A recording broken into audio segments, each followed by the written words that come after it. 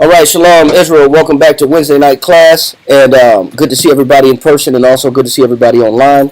Shout out and shalom to our brothers and sisters in Houston, and Rochester, and also Norfolk, Virginia. Shout out to Kawakab down in Guatemala, him and Atazai and his congregation out in California, Atlanta, and all throughout the globe. Shout out to the brothers in California, Detroit, Albuquerque, New Mexico, Florida. Good to see everybody, and shout out and hope your families are doing well. Let's go ahead and get started. Class is about, the title is called Who's Holding the Mirror to Your Mind? Who's holding the mirror to your mind? All right? And it's more so about who do you allow to put a mirror to your mind? All right? So we're going to go ahead and get started. Good to see everybody. Shalom, family. I know we got people still coming in.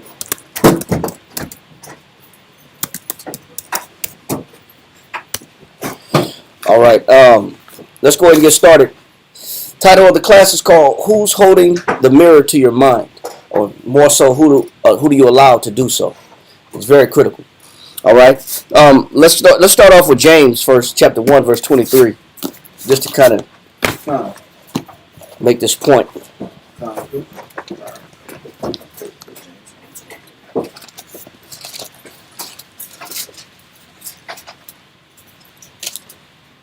Come. Well, let's read that. James chapter 1 and verse 23 reads, "For if any be a hearer of the word." It says, for anybody that listens to class online, if you listen to class in person, if you listen to somebody teaching you the word of God, and you're learning through teaching, somebody's instructing you in the knowledge of the Most High. Read on. "And not a doer, he is like unto a man beholding." It says, if any man is a hearer, but not a what? Doer. So the Bible is meant to be done, not just read or listened to, or have somebody minister to you by way of instruction, but also to perform what's being told to you. All right. And so if I just listen to the Bible, but there's no application of the word. Read on. "And not a doer, he is like unto a man beholding his natural face in a glass." So what do you call your natural face in a glass? Reflection. It's your reflection. So that's your natural face in a glass. Now, we have mirrors in just about every household in America. You know, you've got mirrors everywhere. You have an opportunity to see your reflection at all times. Physically, your natural self. But there's not much that can identify your spiritual self. So the word of the Most High is you looking at your reflection, but not just the physical. It goes beyond the physical.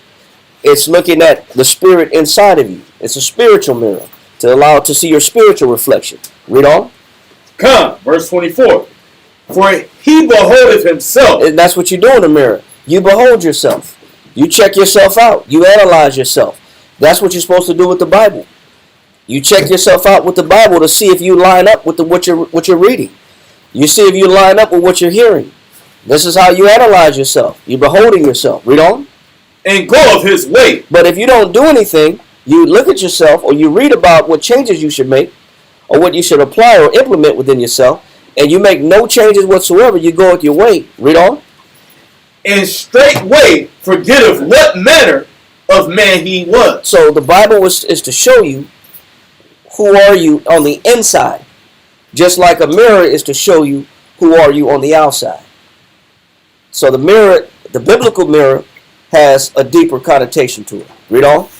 "But whoso looketh into the perfect law of liberty." And it's also called the perfect law of liberty, because once you see the stains, then you can remove those stains. True. Once you see your spots or your blemishes, you can remove or fix or alter those blemishes. So it sets you free from being stained or spotted or wrinkled or blemished. Read on. "And continueth therein, he being not a forgetful hearer." It says, he being not a what? Forgetful hearer. So that means That's that a major point. I never forget what I'm told. Wow. And the reason how you know you don't forget it is because you made a change. This is how you know that you didn't just hear it and forget it. You actually did something after you heard it. You made a change. So you don't have two options. You can hear it and forget it. You can hear it and do it. And do it. That's yes, it. That's it. That's what that. But it's meant to be done, not just to hear it and go about my way, but look at it, see what I got to fix, and move on past that situation by changing what I see that needs to be fixed and repaired. Read on. Come. He being not a forgetful hearer, Go ahead. but a doer of the word. Go ahead. This man shall be blessed in his deed. They said this man get a what? Blessed in his deed. He's blessed in just reading. Blessed in his deed. He's blessed in just coming to class. Blessed in his deed. Blessed in just hearing the word taught to you.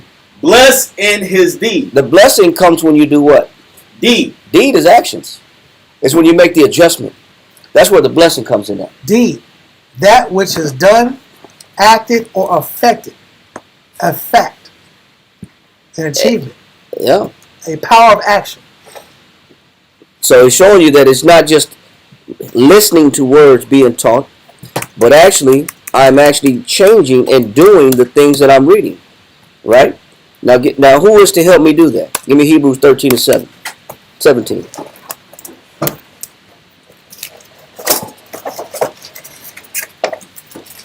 Hebrews 13 and 17. Mm-hmm. Hebrews chapter 13, verse 17. Who is there to assist me with this change that I'm supposed to be making? Read that. Hebrews 13 and 17. Obey them that have the rule over you. It says, obey them that have the what? That have the rule over you.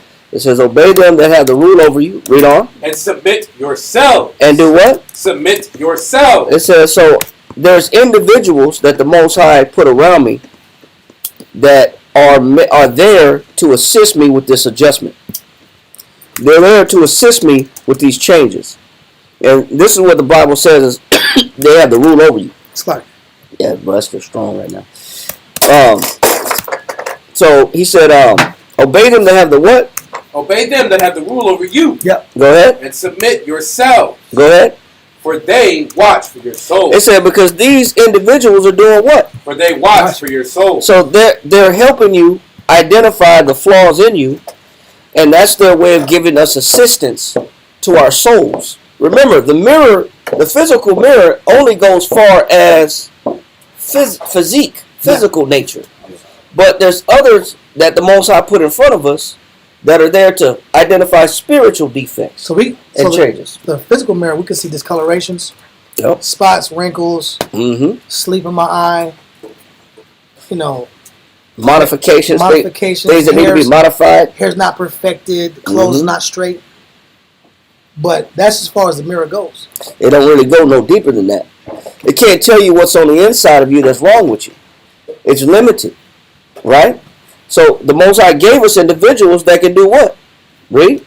God, it says, for they watch for your souls, as they that must give account, Wow. that they may do it with joy. It said that they may do it with what? With joy. With joy. So we got to make it easy on those that are there to show us to show us what's in us. We got to make it easy for them. We're not trying to make it difficult for them to show us what's wrong with us. I got to make it easy so that I can make the changes and move on and grow and get on to bigger and better things. Read on. And not with grief. And not make it hard on them. Read. For that is unprofitable for you. It says that is what? Unprofitable for you. Give me 1 Timothy 3, 1 through 3. Next brother.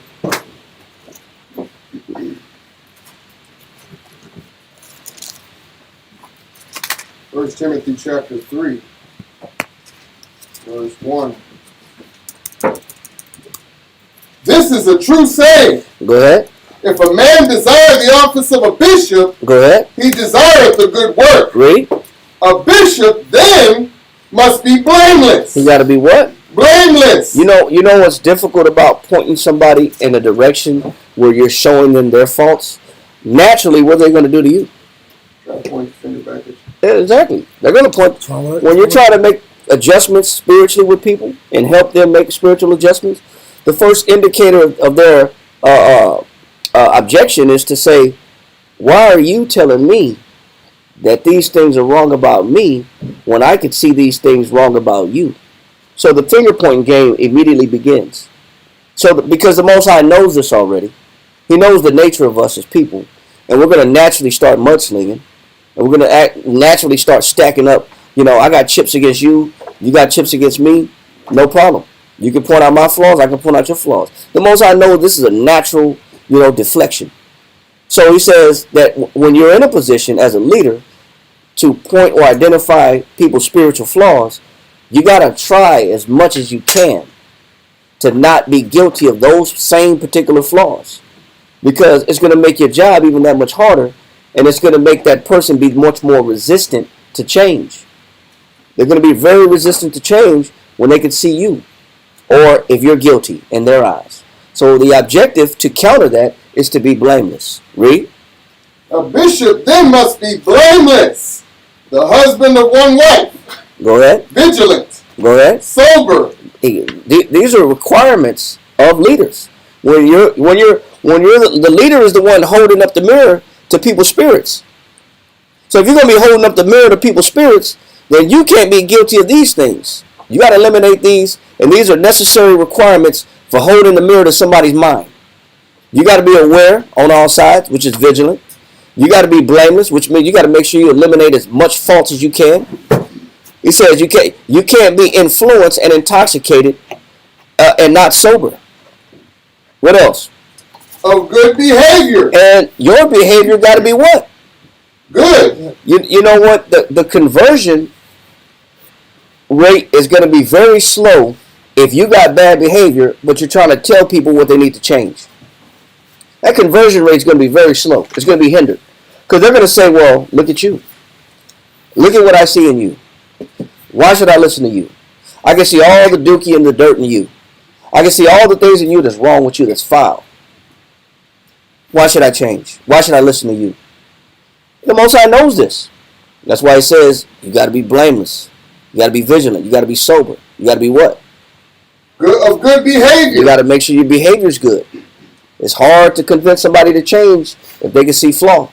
When they see flaw. Read on.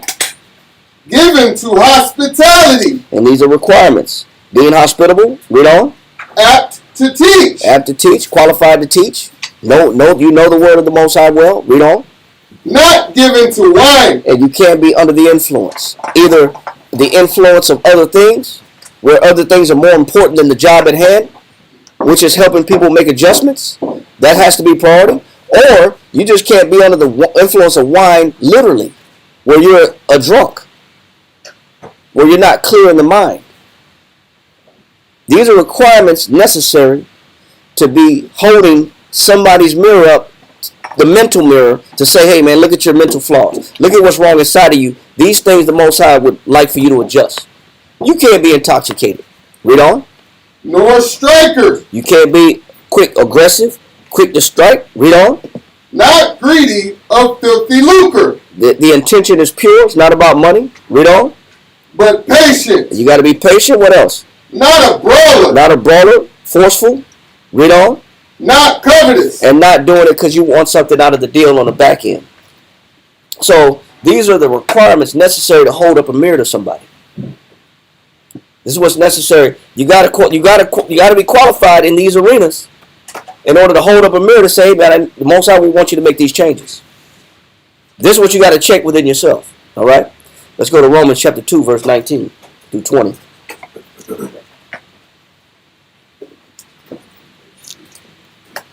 Romans chapter 2, verse 19.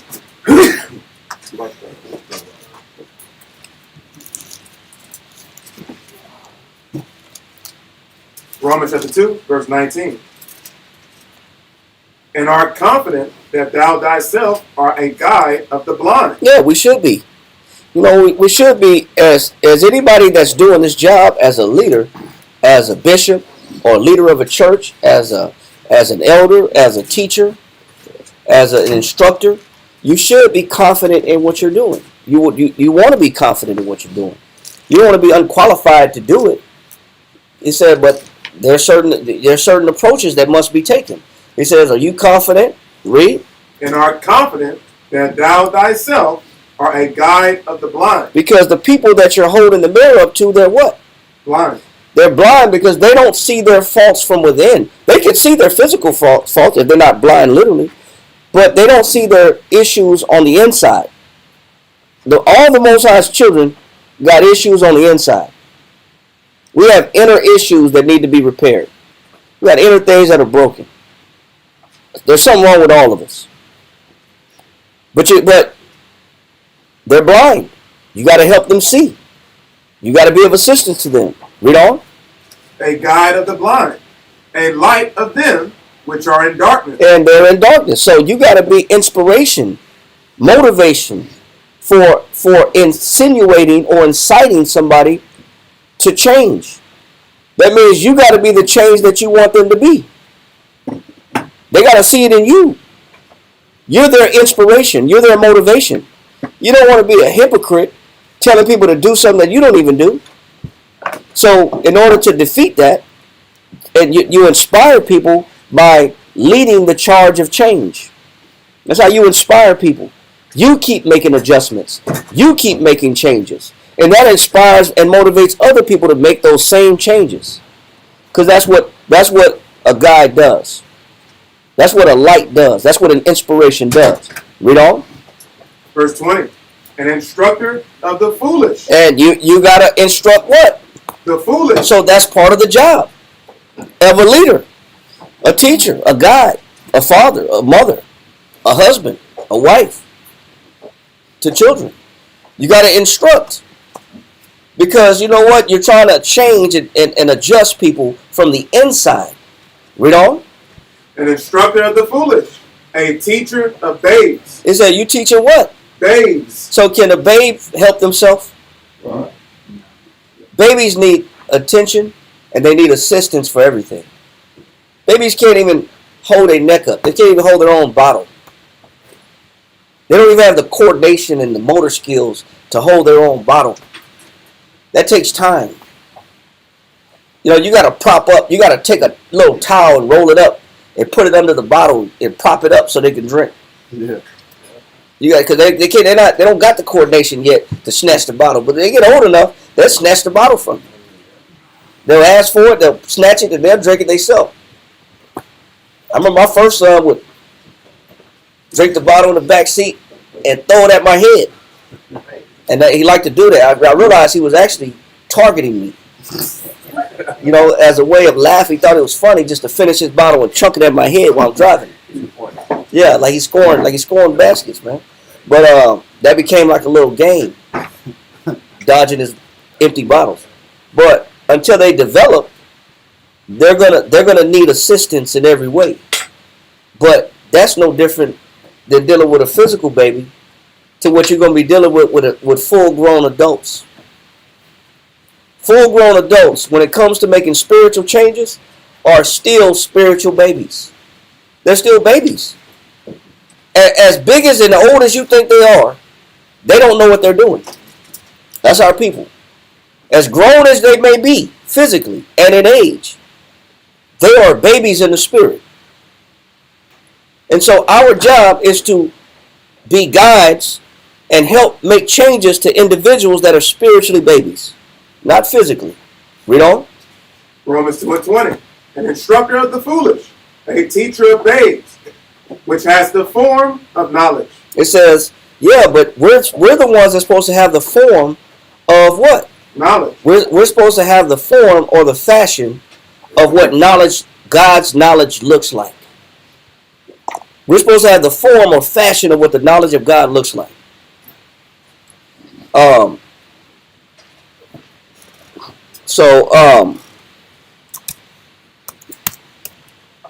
Let me respond real quick.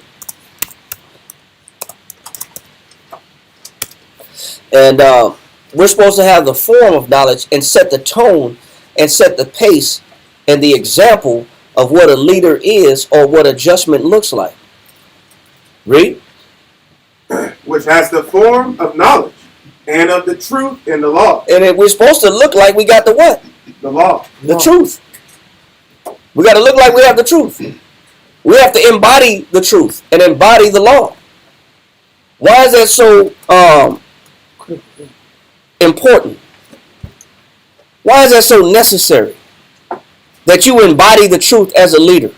You're going to have to be the definition and the example of truth when you're showing people what's wrong with them. Because they need a template. They need an example. They need an end sample. What changes do I need to make? The closest example they're going to get is you. And they should be imitating the things that are virtuous about you.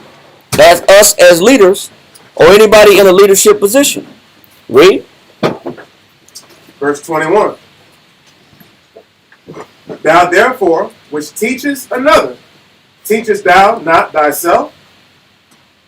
Thou that preachest a man should not steal, dost thou steal? So then, are we supposed to be hypocrites holding a mirror up?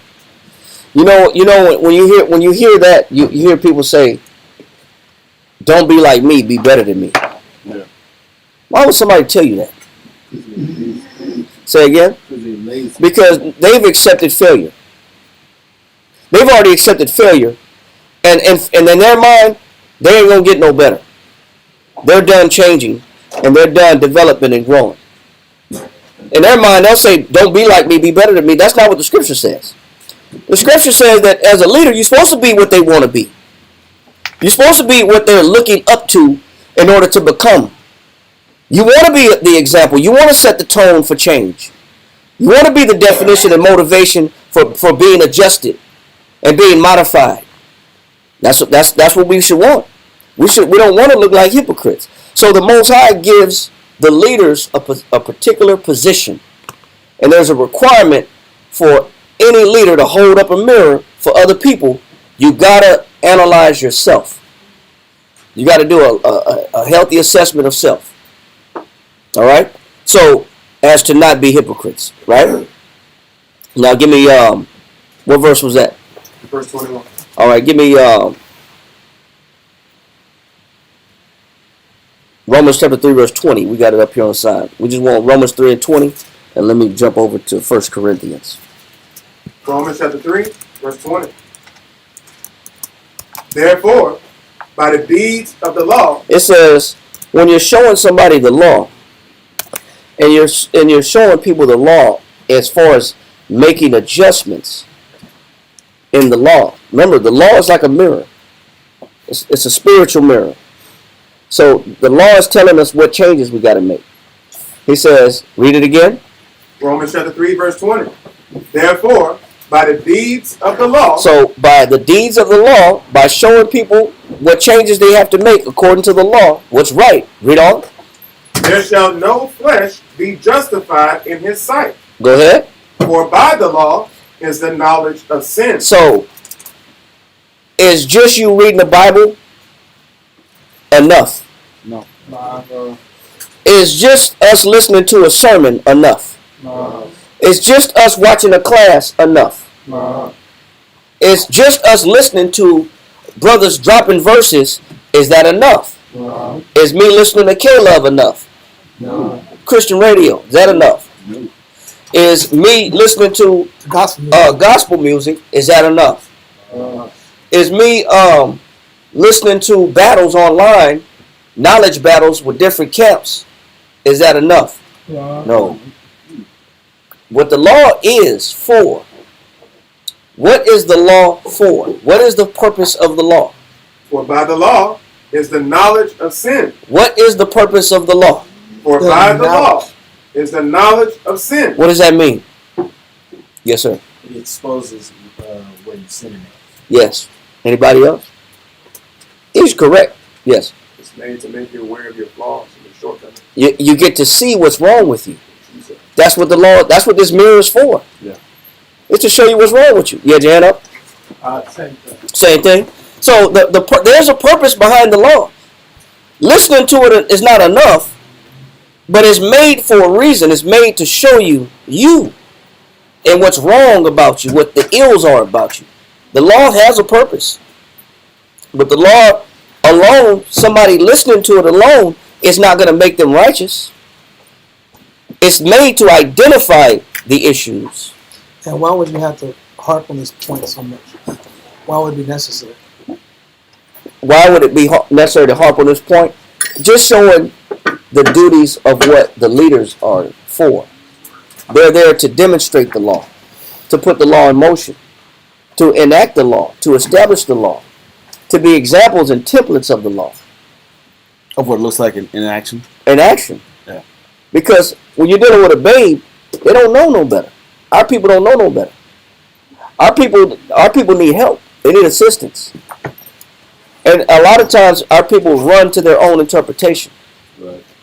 We run, and that's a good one too. We show the Most High that we love Him by being obedient to His laws. But the law has a purpose. The purpose of it is to show us, give us the knowledge of sin. Otherwise, we wouldn't even know what we do wrong. If nobody holds that mirror up to us and say, "This is you. This is the mistakes you make," you wouldn't even know you're wrong. True. You wouldn't know. You wouldn't know at all. Matter of fact, 1 Corinthians 15-34. 1 Corinthians chapter 15 and verse 34. Awake to righteousness and sin not. It says what? Awake to righteousness and sin not. It says, awake to righteousness and sin not. Well, how am I going to do that? How am I going to awake to righteousness and not sin? How am I going to do that? Somebody got to wake you up. That's true. I haven't seen somebody wake themselves up. Yeah, they can, but you their bodies. Yeah, unless you have you got a great internal clock that you've established growing up, where no matter what time, what day it is, even on your day off, you wake up at 5:15 every time. You just got that internal clock already set. Well, then nobody got to wake you up. But as far as the righteousness, somebody got to wake us up, because a lot of our people sleep. We got to wake you up to righteousness. I got to inspire you to righteousness, and that's what's necessary as a leader. He says, awake to righteousness and what? And sin not. Read on. For some have not the knowledge of the Most High. So, because some people don't have what? The knowledge of the Most High. So, if I never show them the law, they'll never know what's wrong with them. And they'll never know how to get right. They'll stay into a perpetual cycle of destruction. And they won't know how to get themselves out of this rat race of sin. So it's necessary for somebody to say, hey, here's the law. These are the steps that you've been taking wrong. This is what's been going wrong in your life. This is the mistakes you've been making. This is how you need to get back on track. This can make your life prosper. Somebody got to be able to put that law like the mirror and hold it to them and let them see it. And then be an example to help them navigate themselves and redirect themselves. Because some people just don't have what? The knowledge of the Most High. A lot of our people don't have it. So how can you ever know what's wrong with you if you don't got the knowledge of the Most High? When the purpose of the law is to give you knowledge of sin. What's wrong? Where's the error at? Where's the fault at? So read that again. God.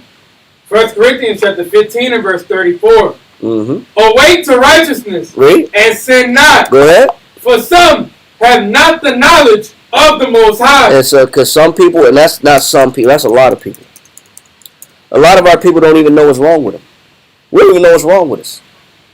We never let anybody show us or even tell us, hey, man, you got to make some changes. You got to be humble enough to let somebody show you what's wrong with you. You got to be humble enough to be able to let somebody point out your flaws. Say, hey, these are missteps. These are errors. These are faults. You got to be humble enough. You have something you want to bring up? Yeah, I kind of do. Okay, go ahead. Give me Isaiah 42 and verse 19 through 21. Just on that point, about receiving, as far as leaders go, receiving and understanding the law. Isaiah 42 and verse 19, real quick. Isaiah chapter 42, verse 19. Who is blind but my servant? And that's why the Most High is asking this question. He's saying, because a lot of us get the law, especially in the leadership position, you're supposed to learn and understand what this life's about. Read on. God says, who is blind but my servant, or deaf as my messenger that I sent? Who is blind as he that is perfect, and blind as the Lord's servant? What he's saying is, my servant, who's supposed to be my messenger, who's supposed to be my example, my light for the rest of the world to see, the rest of his people to follow, are still making mistakes. This was happening all the way in the Old Testament. It was happening in the New Testament. They're still making mistakes. They're still slipping, causing everyone else to fall under them. Keep reading. Verse 20.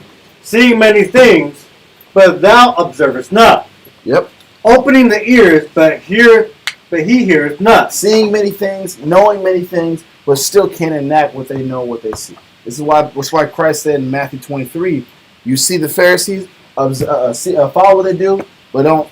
I'm quoting. Do as they say, not as they do. That's the point. Because the reality is, they're telling you the right things, but as an example, they're not following suit. So what he's saying is, his servants keep falling into this category of not living after the light in which they've been shown.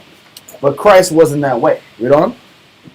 The Lord is well pleased for his righteousness' sake. He says the Lord is well pleased for his righteousness' sake. He's talking about Christ.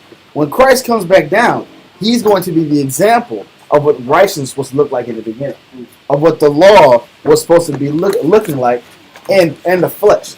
When you read in Hebrews chapter 10, it says about how the law was the outline or the shadow of good things to come. Meaning that shadow is going to be filled in. The full picture is going to be displayed in the life and the actions of Christ. This is why the most of this, he's real pleased. He's well pleased with his righteousness. Read on. He will magnify the law. He says he's going to come down and magnify the law. Not change it, but he's going to be the greater example of what it's supposed to look like. Because there's the bare bone rules. This is what you should do. This is what you should not do. Then there's the above and beyond. Then there's the example in which you're going to suffer wrongfully and still allow yourself to be suffering some more. Or you're going to be serving the people serving you, and that's going to be the life you're going to be living. Yep. Read on. And make it honorable. And he will come in and make the law, which was once unhonorable because of how we displayed it, how we lived. He will make that law honorable. He'll prove to us we can actually follow it, and we can be a good servants in Christ. Yep. And that's why we follow. That's why we're tracing his light and his steps. Because without that, he's showing we're that servant that's blind. We're that servant that's missing the mark. We all have the same words. From the beginning of time, we've had the same words. And we still are missing the mark. So we had to follow the greatest example. God. Who had the Hebrews 13 and 17? Who was that? Ahmad? Yeah, Wab, you had read that one more time. Hebrews chapter 13, verse 17. Obey them that have the rule over you. Stop. What happens if I don't want to do it? That's a good question to ask. No. It happens. It happens all the time. What if I don't want to do it? Yeah. Remember we kind of went through this from the beginning of class to show the responsibility of those who hold a mirror to your mind. They're there to show you what? You. And your errors and your sins. And to give you more knowledge of the laws, which gives you greater knowledge of sins, so you can eliminate your mistakes and not sin. It says, for some have not the knowledge of God. Right? So somebody got to wake us up. But what happens when we have those that are there that have the rule over us to hold the mirror up in front of us to say, hey, you need to make these adjustments. You need to make these changes. But we say, I don't want to. No. I shouldn't. Maybe, you know what? I pick and choose my own way and destiny, and I have my own desire of doing things. What you got in mind? I was just going to say it's really just a form of pride, rebellion. You leave yourself open for attack. You're only doing yourself a disservice. Very much so. So what happens when you have individuals that the Most High put in front of you, bishops, teachers, deacons, leaders, tutors, governors. You have all these instructions, people that provide instructions to make you more knowledgeable, but we say, no, I don't want to. He said, obey them that have the what? Obey them that have the rule over you. Go ahead. And submit yourself. What if I don't want to submit? What happens then? What happens if I don't want to submit?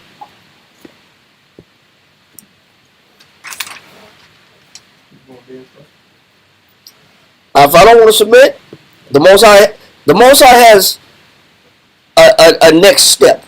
Okay. There's a next step involved when I don't want to submit to those that have the rule over me.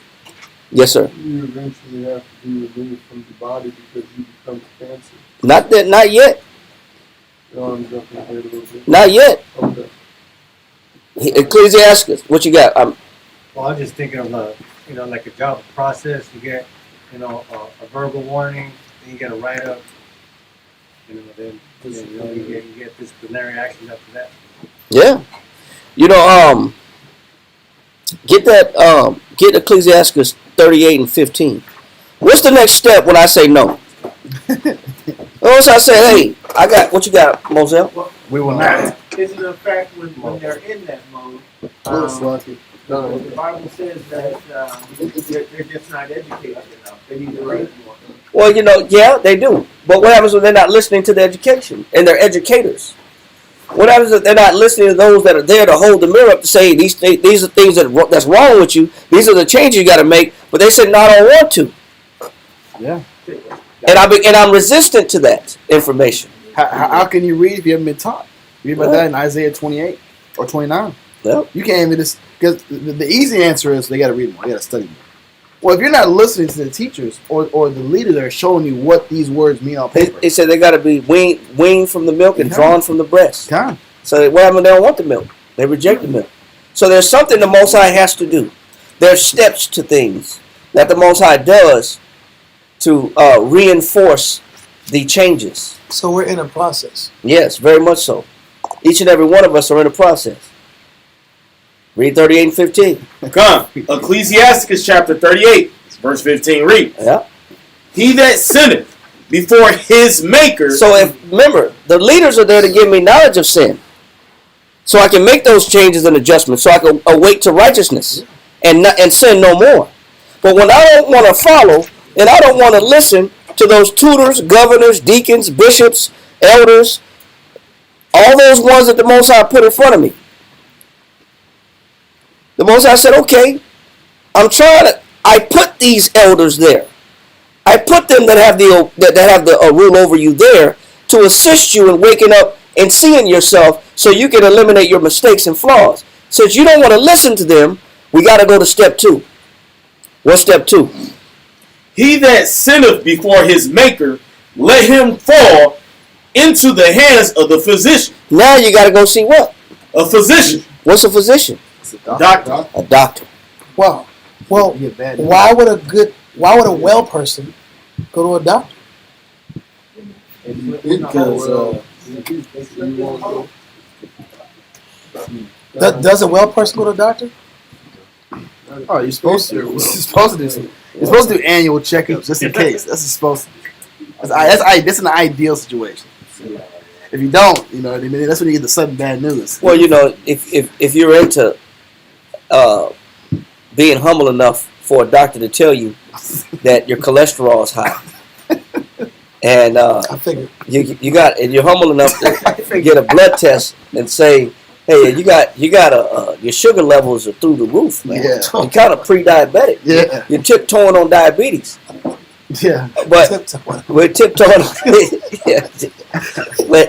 Are we humble enough to hear that? No, man. Usually it's not until we ignored all the warnings and ignored all the rules of eating, of not being indulgent and with much superfluity and appetite. It's not until we exceed certain limitations. Now, then comes steps in the who? The physician. See, the Most High got different steps set up for individuals that don't hear, that refuse to make adjustments. You got to go to the next step then. The next step is you got to go to the physical doctor. You didn't want to listen to a spiritual doctor. So you got to go to the physical doctor. Now jump down to verse 1. Come, verse 1. Honor a physician with the honor due unto him for the uses which ye may have of him. So now, I got spiritual doctors, I got spiritual leaders and tutors that I don't listen to. Yeah. So the Most High said, now you got to go listen to this other guy that's got to tell you what to do to adjust your physical. You didn't really listen to what the Spirit says in telling you. Yeah. So now you got to go listen to somebody else about how to get your physical right. Now your physical's out of whack. Read. For the Lord have created it. And you know what the physician is?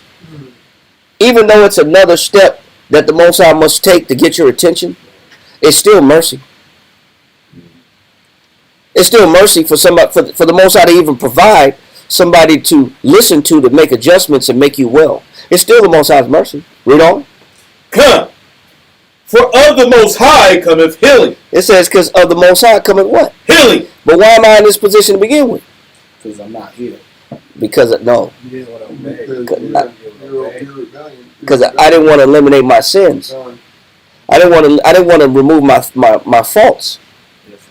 So the Most High said, okay, you don't want to listen to the ones that are there to help you with eliminate your sin. Well, their sin has a repercussion. It manifests itself physically. And now you got to go see this individual to give you a remedy to eliminate your physical flaws. But it was supposed to be for a reason. Read. Come. For of the Most High cometh healing. Read. And he shall receive honor of the king. And you know what? Even a king needs a doctor. Even the king is Even the king needs a doctor. Nobody's exempt from having to go see a doctor. Read. Come, verse 3. The skill of the physician shall lift up his head. Go ahead. And in the sight of great men, he shall be in admiration. So guess what? When this doctor has enough skill, you will appreciate the doctor. This is the next eventual step. I got to go listen to somebody. I got to listen to somebody now and get instruction from somebody in order to get me better. I may not have wanted the spiritual advice, so the Most High says, okay, no problem. Yes, sir. It's almost like if you push you back in a position of humbleness. Absolutely. He'll make you listen to somebody. He put you back in the position of listening. You got to listen. It's almost like he puts you back in the temple. Yeah, if you didn't want to listen for the spirit, Right. that's what the Most High gonna do. I'm gonna make you listen and be obedient in the flesh. Yeah. Because now your flesh is at stake. Your soul is at stake at first. at first. Yeah. But they don't want to hear all that. So now the Most High make it to where you have to hear Yeah. Or else. a teacher. Yes. You're saying is he hits home. Yes. He is home. And he'll let you know too if you hurt your hand or your foot, or you gotta go to the dentist. You gotta wash your mouth. Yeah. He'll let you know. The Most High will attack your moneymaker. Yeah. Whatever you use to make money, Yeah, he'll sabotage your moneymaker it's true. and cripple what it takes for you to function. Yes, sir. And by the way, nobody goes to a doctor if it wasn't for injury. Yeah. I know Or it could be an examination. It could be a checkup. I get that PM It- check. it's a checkup. It's preventive maintenance. But it could be for, hey man, I need to do this on a regular. So because I'm open to hear what's wrong with me. People that don't go to the doctor, they don't want to hear no bad news. They run from bad news. I don't want to hear no bad news, man. I don't want to hear all that.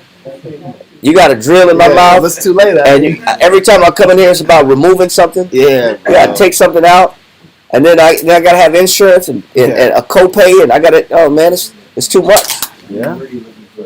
You know what we say is everybody gonna die of something. Yeah. That's We- classic. we That's say that, classic, yeah. but we don't mean that when there's a problem. Yeah, Just talking fancy. yeah. But when the doctor delivers the news, we say, well, isn't there something else I could do? Yeah, right. But we bypass instruction all day long, and then we're sitting in a situation where the Most High has to up the ante. Yep. And now the circumstances are they're more life or death. Yeah. Yes, sis. So, what if you don't feel that the elders in our lives are here for our good? Yeah, that's just a feeling. So then, what we're thinking then, if that's the case, is that the Most High is going to come off His throne and give us assistance Himself. And we already know what happens when the Most High got to come down on His chariot, bend the heavens, and inflame and put in smoke everything that's under the chariot's wheels, burn everything down, and destroy anything unclean. We don't want to hear the Most High talking to us. But we provoke the Most High by bypassing those counselors, by bypassing those teachers. We provoke the Most High to have to take another step for us to listen to. Usually what the Most High does is two things. You either go see a doctor, a physician, in the medical field, or you will go to a doctor of law, a judge, and a magistrate, and a courtroom, and you're going to see either or. Some of you, Somebody that's well studied, who's accumulated a lot of skill in a specific arena, whether it be a lawyer, you're going to have to get instruction from one of those individuals who's accumulated a certain amount of skill to bring assistance to you. But the Most High is showing us, though, that it doesn't have to get this bad if we focus on the spiritual things. Somebody had their hand up. I did. What you got? I was just saying that the people in the wilderness didn't like when the Most High actually came down. Yeah. He talked to them. It was begging just to speak with Moses instead. Yeah, they said we don't want to speak to him no more. We'll talk to you, Moses, because it's not gonna. If the Most High has to tell us something, it's not gonna be in the way that we think it's gonna be. Right. Christ is austere. He's austere man. It's a hard dude to listen to. Yeah. Because what he's going to tell you is not what's going to align with your flesh and your comfort. Exactly. It's not comfortable. You know, that's why the scriptures say, "Am I your enemy? Because I tell you the what? Because I tell you the truth. Am I become your enemy? Because people don't want to hear the truth. The truth hurts. Yep. It's painful, but you can be open to it and make the adjustment, or you have to be open to taking some medications. You're going to be open to get a CAT scan or a CT scan or an X-ray. You're going to be open to getting some experimental laboratory meds. Yeah. Or a generic version of something that actually works. That's crazy. You don't even know what they're really putting in all these medications. You don't know the evil intention they might have behind these medications. It comes from China. But you'll trust it, though. We'll trust that. We'll trust that answer. Yeah. We'll trust the machinery that we don't really know the long-term effects of. Yeah, but when you look at the side effects are longer than the actual benefits. Yeah. It's like the benefits are like a paragraph. The side effects are 6 paragraphs. Yeah. It's like that. What's all these extra paper stapled together on his bag of pills? Just sign this paper right here. Yeah. We're not responsible for you. Yeah. I'm gonna take it. But the Most High is saying, "Hey, listen, I gotta up it and take it to another level, because you could have bypassed this situation where I had to physically get your attention. Yeah. And if you was just listening to the Spirit, I don't have to take it to this level. But we provoke the Most High where He has to take it to other levels to get our attention." Read on. Verse 4. The Lord have created medicines out of the earth. Go ahead. And He that is wise will not abhor them. You know what? Medicines are like counsels. Counsels are like medicine. So I could have got the counsels, which would have been medicine for the soul, or I'm going to end up having to take physical medicine for the flesh. Yes, sis.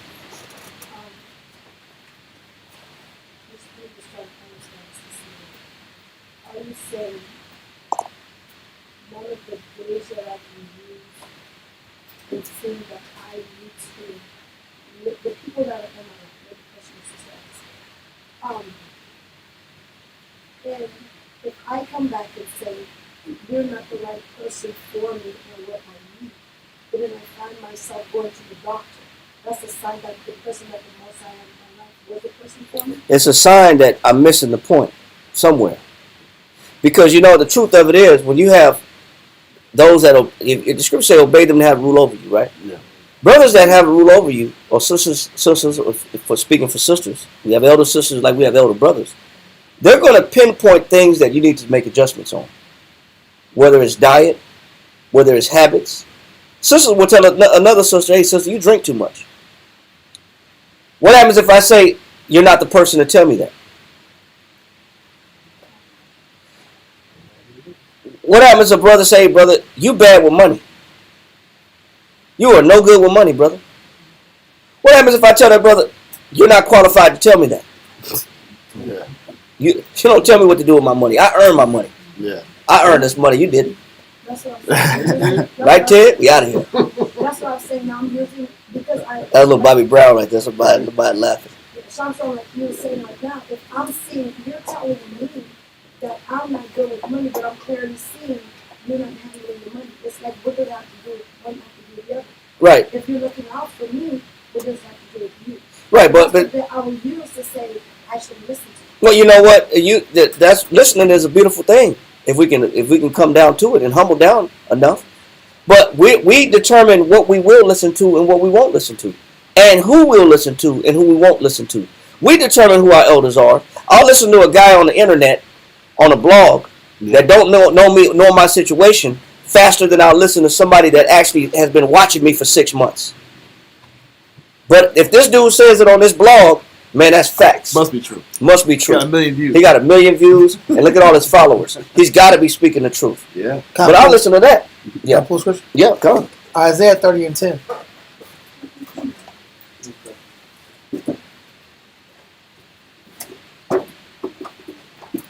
Isaiah chapter 30, verse 10. Let me put it up here. And then 2 Corinthians 4 and 5. And those 2 points.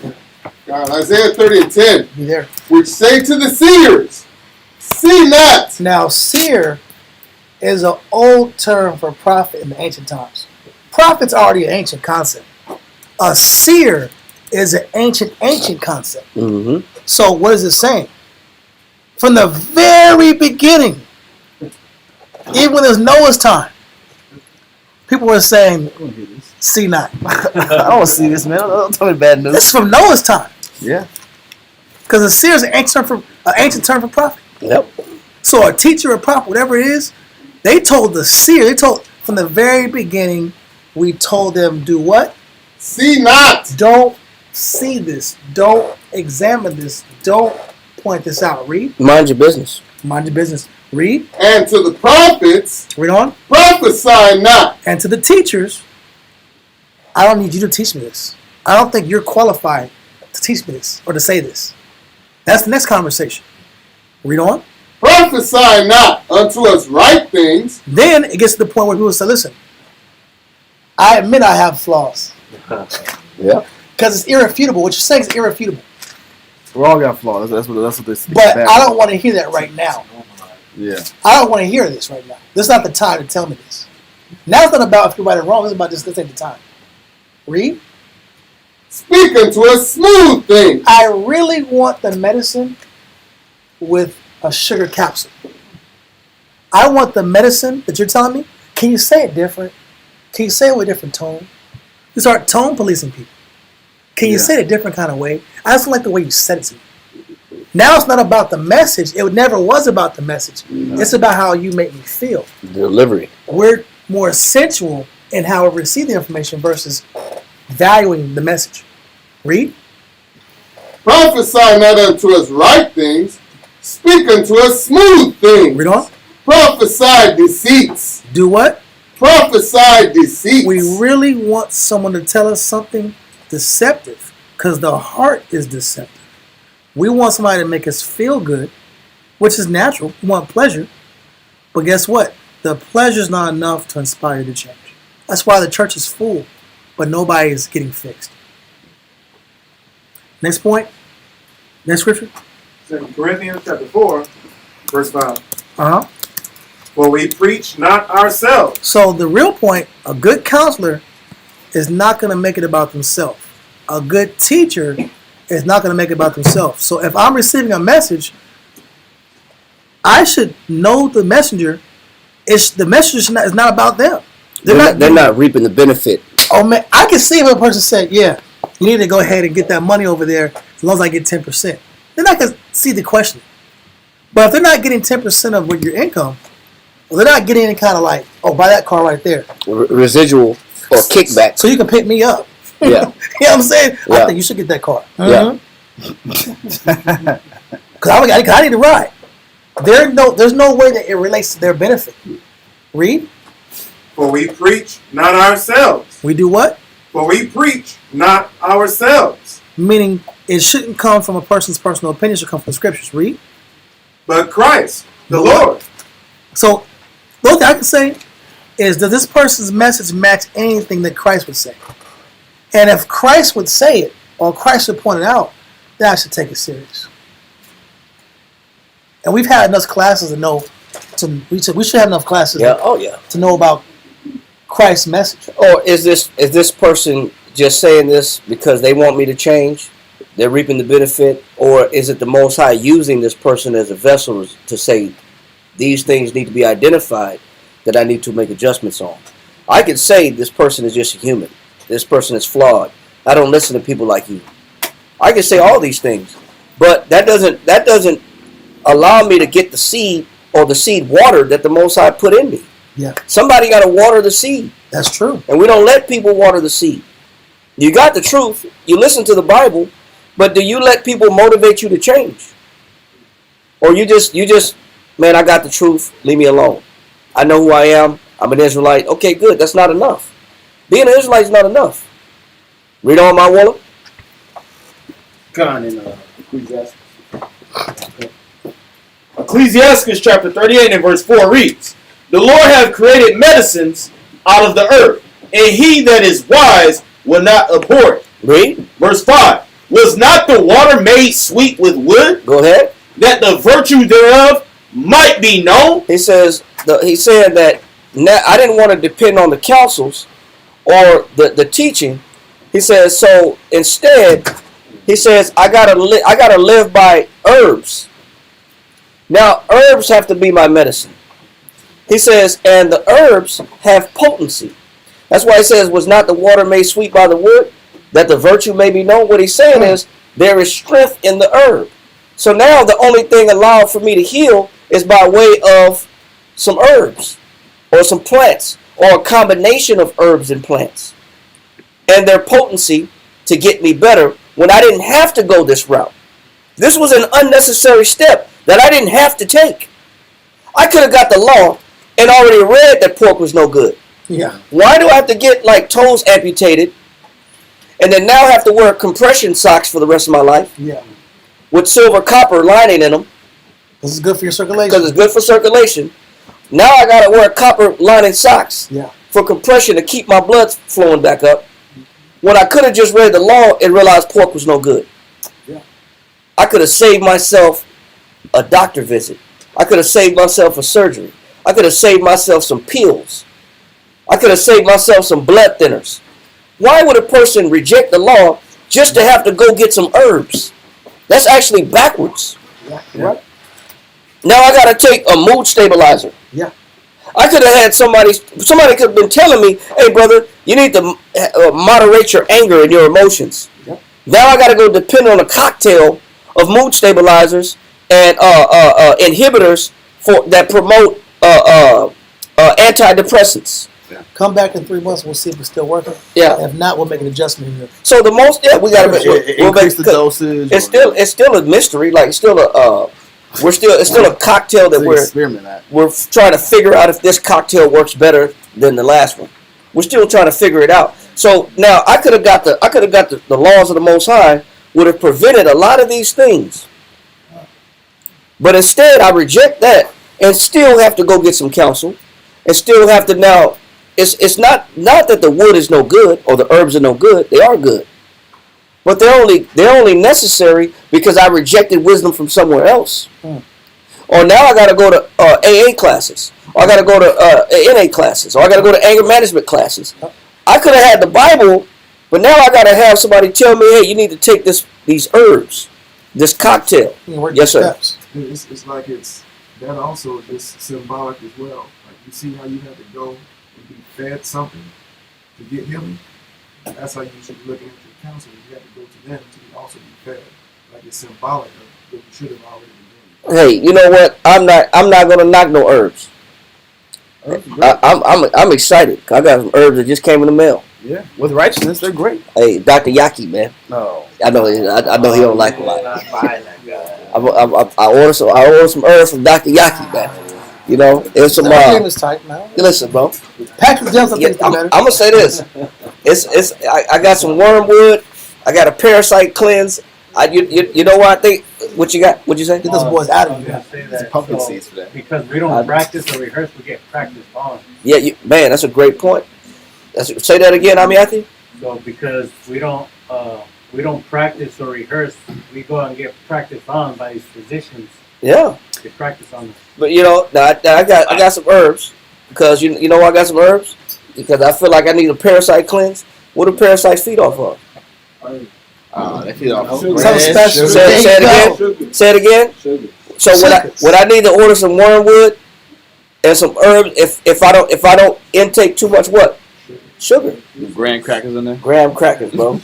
Graham crackers, breads, starchy foods, pastas, rice. Yeah. All these starches. I love starches. You know the penalty to eating a lot of starches? Bad teeth. Candida. Candida. And sugar. Leaky gut, glaucoma, arthritis, inflammation. Yeah. So now I wouldn't have to be taking these herbs if I just control what? Sugar intake. But what happens when I reject something? There's always got to be a consequence for rejecting information. Wow. So the consequence is, the Most High said, okay, you reject the spiritual, now I got to attack your physical. Now you gotta follow this detailed list of this 3 times a day, boil this, drink this, sip that. Now I gotta pop this, chew this. Yep. Now I gotta do this concoction prescription to feel better when I didn't have to. That's another step the Most High has to go to get our attention. Not saying that it's a bad thing. Read on. Come. Verse 5. Was not the water made sweet with wood, that the virtue thereof might be known? There is potency in the herbs. Read on. And he have given men skill. It says, and he also give men what? Skill. But guess what? He also gave men spiritual skill to identify spiritual flaws. But if I don't respect them, I got to go to the other skilled individuals that are skilled in the health. But because I bypass the spirit. There's always a consequence. Read. That he might be honored in his marvelous works. But the Most High still is going to get his glory.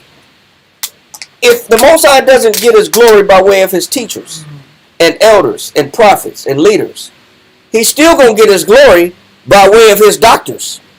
You still going to thank God for them doctors. You didn't want to thank God for the teachers, no problem. But on the back end you will. Because now you're going to be thankful that I got somebody still there to aid me in my assistance for life. You still need help. You're just going to get another form of it. But the spiritual help could have evaded the physical help. I could have eliminated the physical help if I was just locked into the spirit. There's always a consequence. The Most High got to get his glory. Read on. Verse 7. With such doeth he heal men. Read on. And taketh away their pain. And he still take their pain away. Read on. Of such doeth the apothecary make a confection. A confection is just a prescription, a concoction, a mix of herbs to heal, like an ointment, a composition of an ointment dedicated to an elimination of a particular disease. They still got to concoct something. Custom made. It's custom made. It's a blend of cocktails made to target a particular weakness in the body or vulnerability in the body. So the Most High still going to get his glory by way of those doctors. He could have got his glory by way of the spiritual doctors. Read on. Come. And of his works there is no end. Go ahead. And from him is peace over all the earth. It said, and the Most High, it says from him is what? Peace over all the earth. Read. My son, in thy sickness be not negligent, but pray unto the Lord, and he will make thee whole. So why did the Most High put me in the hands of the physician? To make you whole. Why did the Most High put me in the hands of the physician? To pray unto you him. wouldn't listen in the first place. Because I wouldn't listen in the first place. The Most High had to raise the stakes. He had to hit me in the physical. Because I didn't want to listen to the spiritual. And then even when I get into the hands of the physical, I still got to do what? I still got to pray. And follow instructions. And follow his prescription. So ultimately, I'm still being redirected back to who? The Most High. The Most High. You're going to serve anyway. You're going to submit somehow. You're going to submit to something. The Most High got the whole medical industry set up for those that don't want to listen to the Spirit. And the Most High still, by way of the medical industry, is still going to get his glory. And he's still going to get his prayers. And you're still going to be thankful. But did you have to go to that limit? No. No, you don't. Look, you're not Methodist. Yeah, you know, you got your patient card. Yeah. And then you got your ticket stamp for the parking lot. Yeah. So you can get you can get out the parking gate. Process. So you ain't got to worry about paying for parking because you've been there for 10 hours. And the waiting room was packed. Waiting room was packed like crazy. And now you wasting a whole day. Now you got to contemplate, am I going to call in tomorrow or not? All because what? I wouldn't listen, man. All right, bro. Because the sister will tell you, hey, don't feed your kids that. Well, you don't buy my food. Who are you? Okay. All right. Guess where the kids going? Going to the doctor. Guess where you going to be at?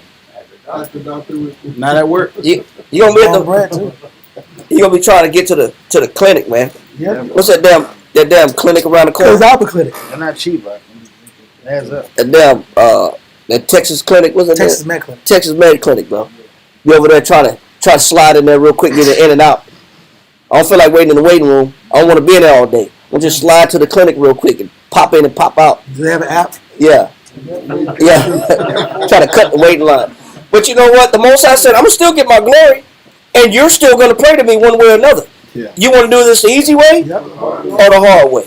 The choice is yours. But you still going to serve. You still going to follow. You're going to still listen to somebody that got skill that you need. And it's going to cost you a little bit more. Yeah. Read on.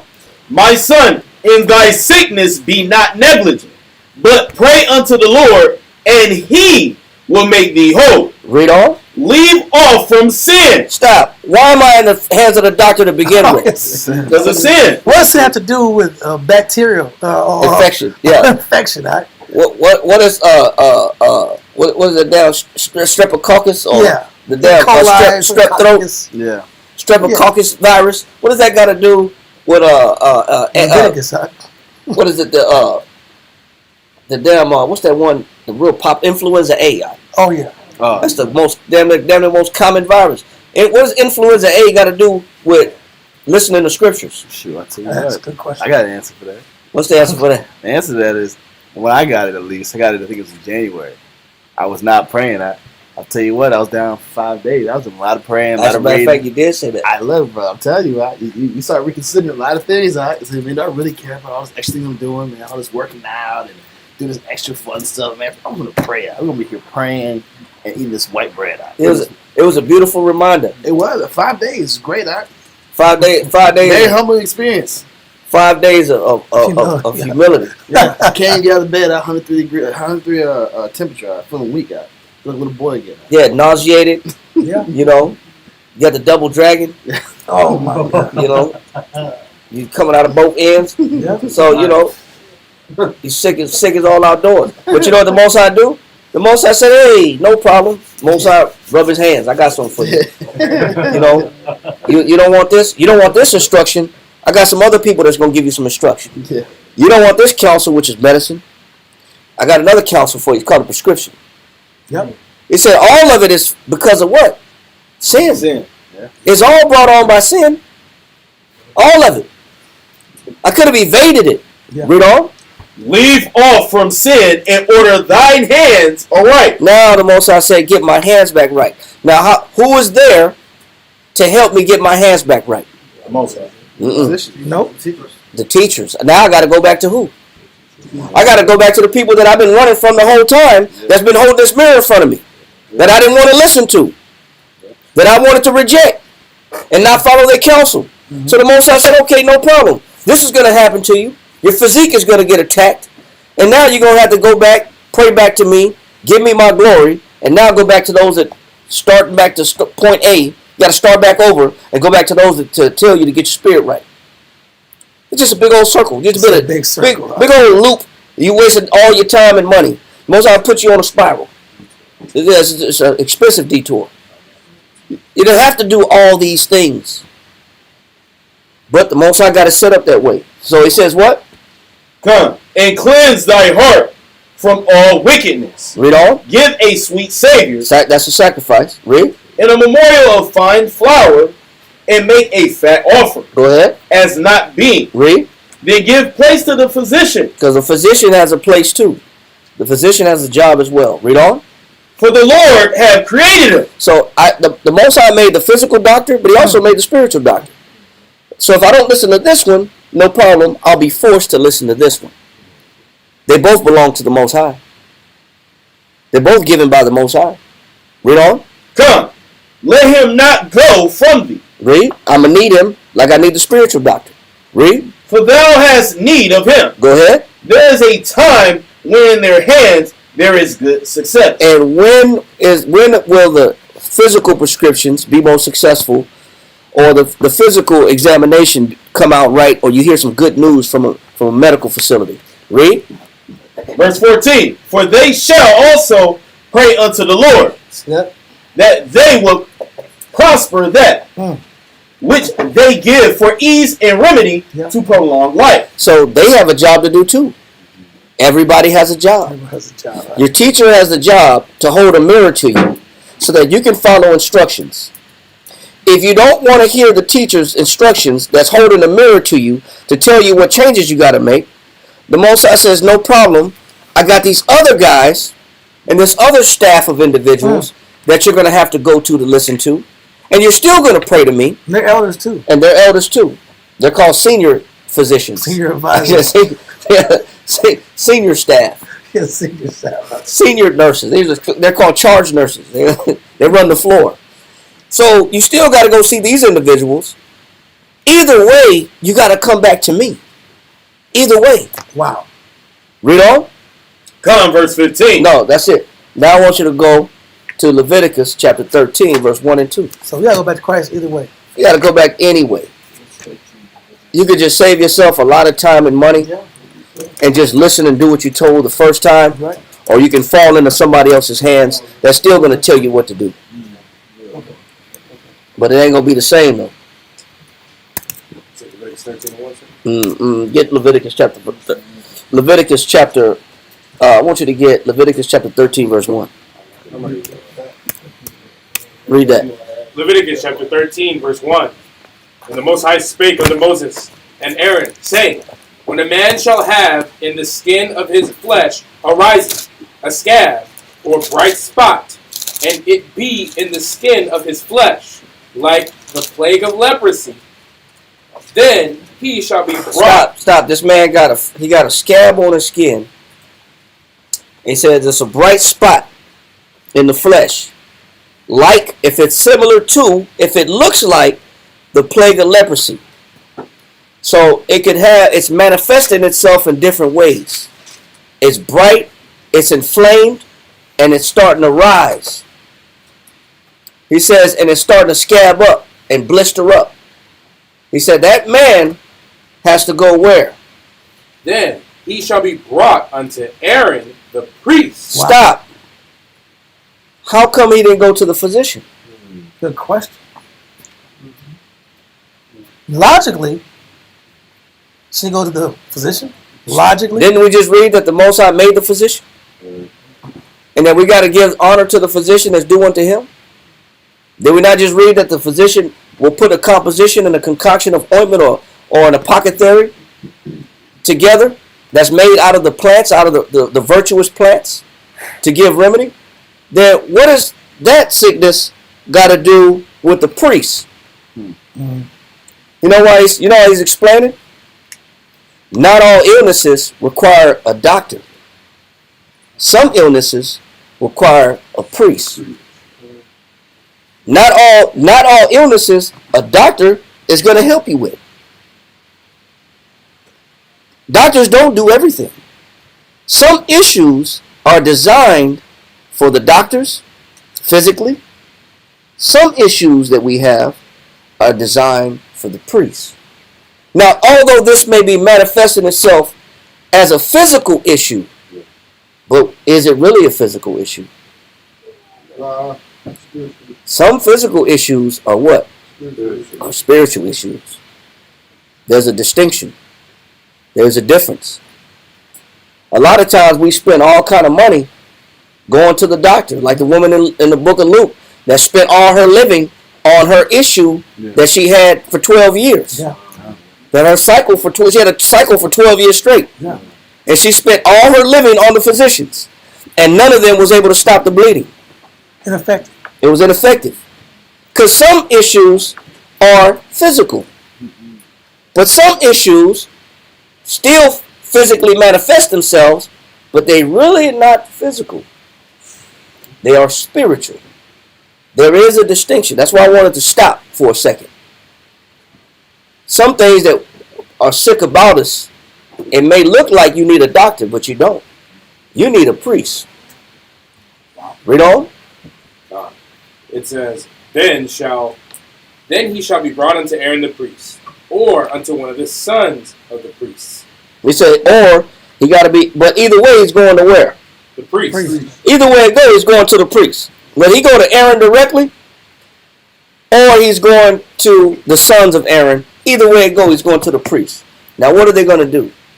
Now, hold on. Before we go there, go back a couple chapters. Go to Leviticus 10 and read verse 10 and 11. Leviticus chapter 10, verse 10. It says, And that ye may put difference between holy and unholy. And so the priest, his job is going to be to separate things that are holy versus things that are unholy.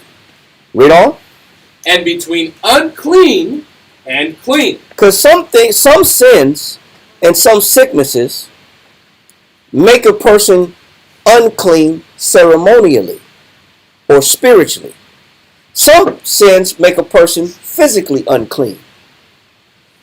Because just like you have a clean leper, you also have a what? Unclean leper. You have They're both lepers, though. They're both leprosies. They're both sicknesses. But they're different types of leprosy.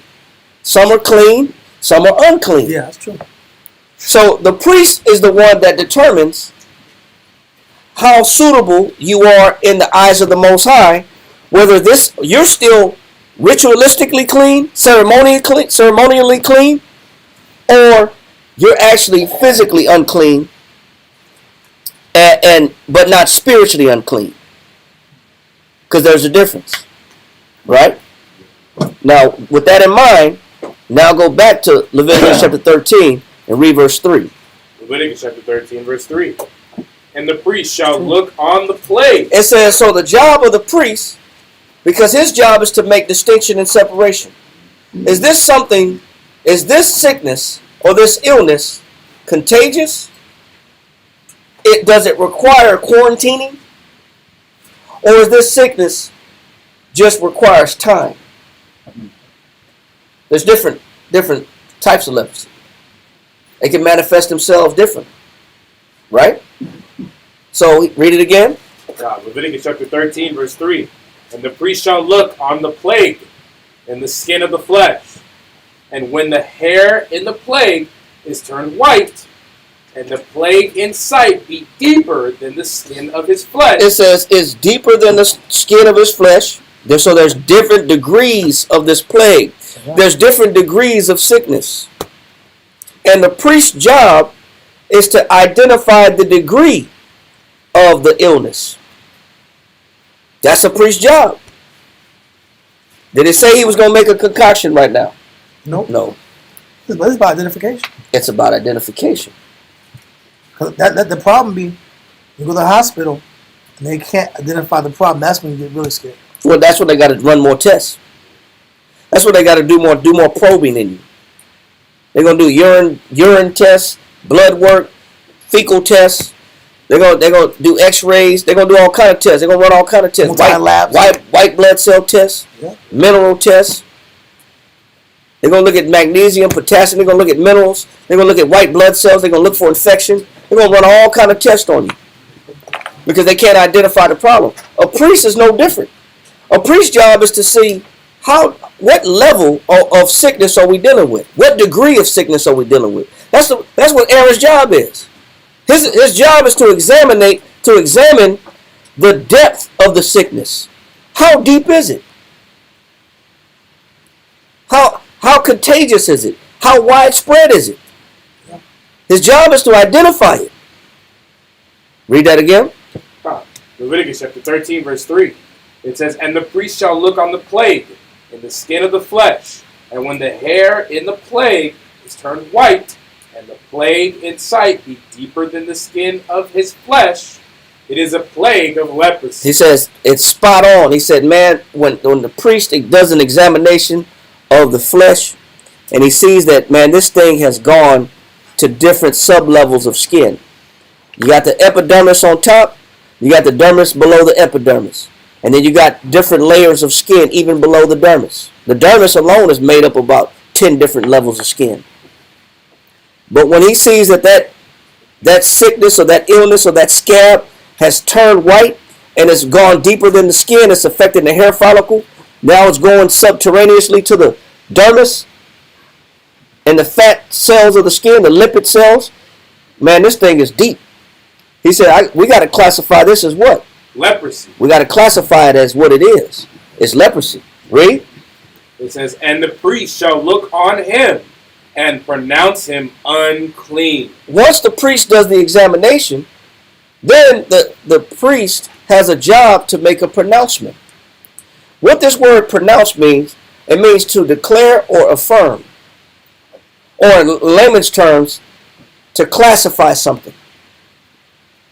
So Aaron's job is to look at this sickness or any of his sons and to see how deep this sickness is. Let me see what level this is. Is it just on the epidermis? Is it just sitting on top of the skin? Or is this thing actually going deeper than the top of the skin? Is it blistered through and busted through the top layer of the epidermis? There's different layers of sickness. Yes. Different degrees of sickness. Yes, sir. Is it also called triage? Yeah, triage, same thing. If you're assessing, checking vital signs. But that's what the priest's job is. Let me see the level of this sickness. How bad is this issue that we're dealing with? And if it's to the point where it's gone through deeper levels, hey, we got to pronounce this or affirm that this is leprosy. We got to call it what it is. Man, this is a deep issue. This is a big issue. We got to call it what it is and be truthful about what you got. We can't blow smoke and lie to you and tell you it's not leprosy when it is leprosy. That's what the priest's job is. Because there's different degrees. Read? No. Give me this right here.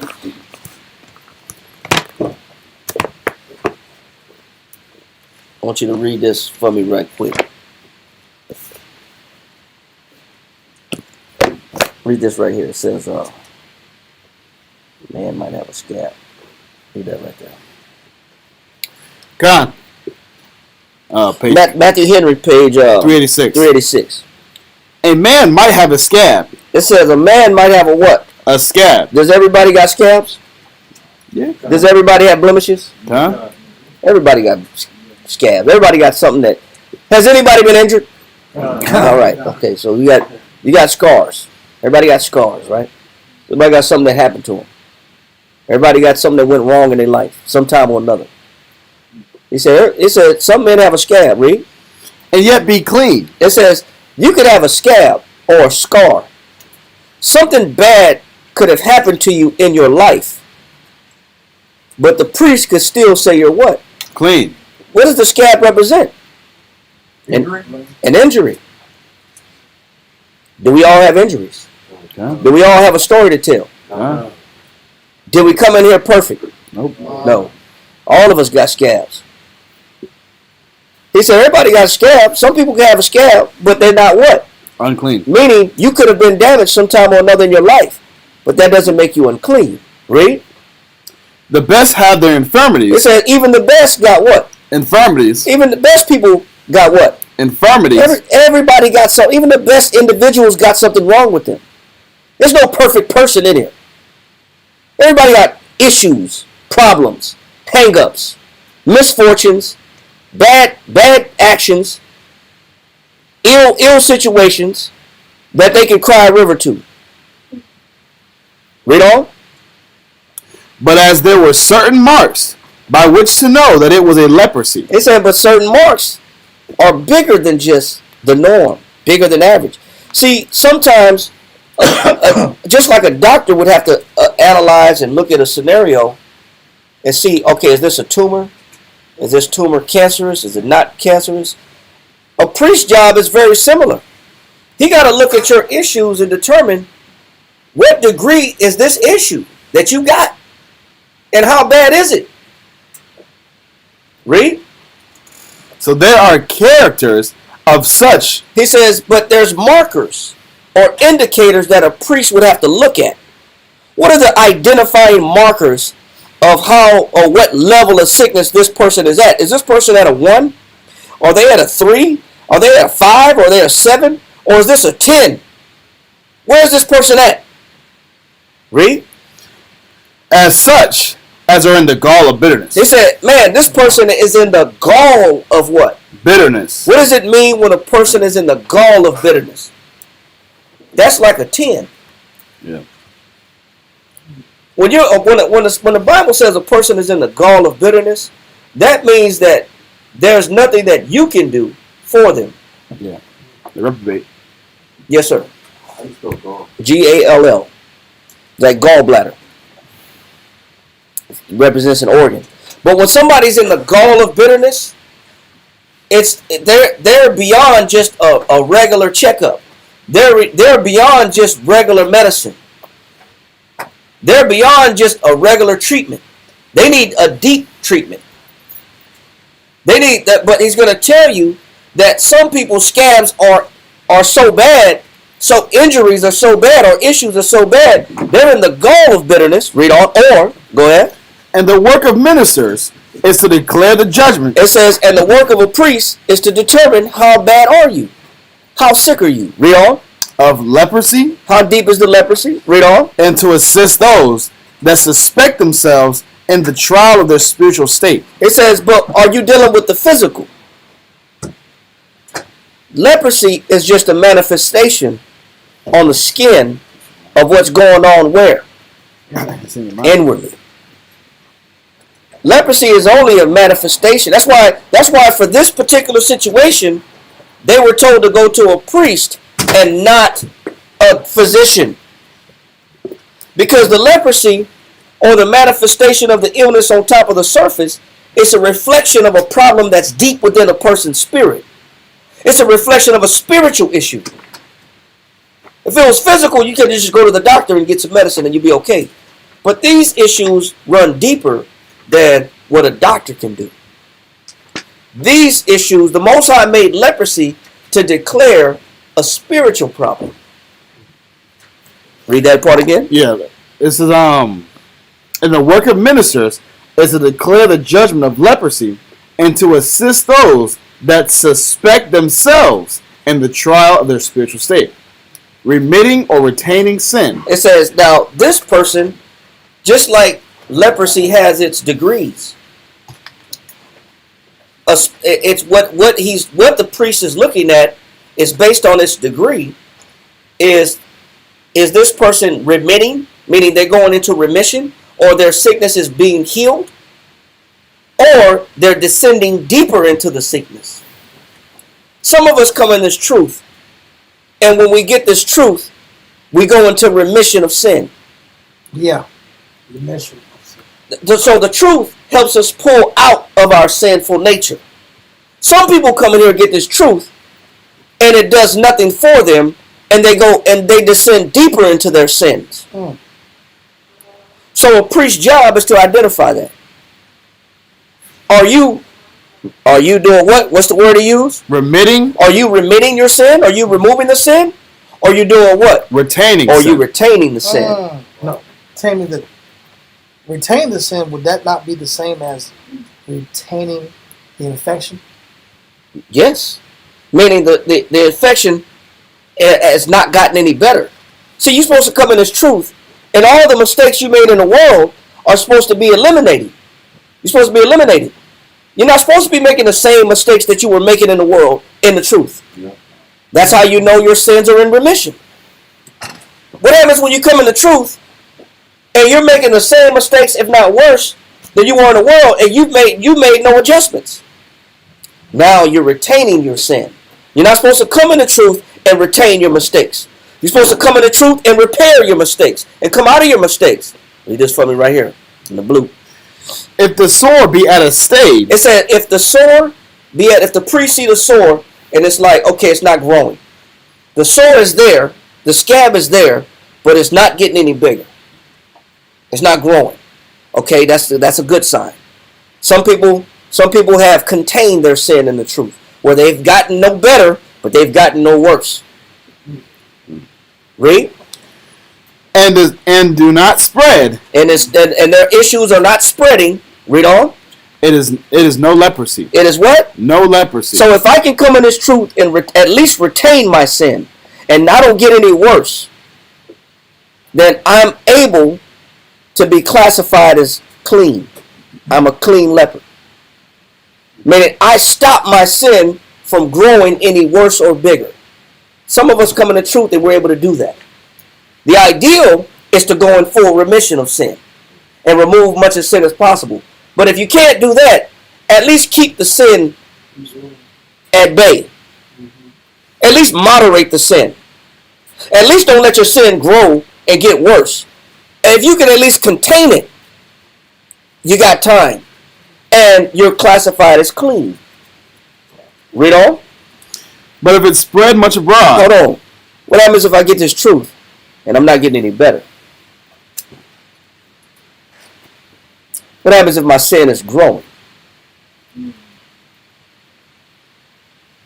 Going into others, affecting others? Yeah, it's growing. It's getting worse. My spiritual state is not getting any better. What happens if I'm in this truth but I'm not spiritually getting any better?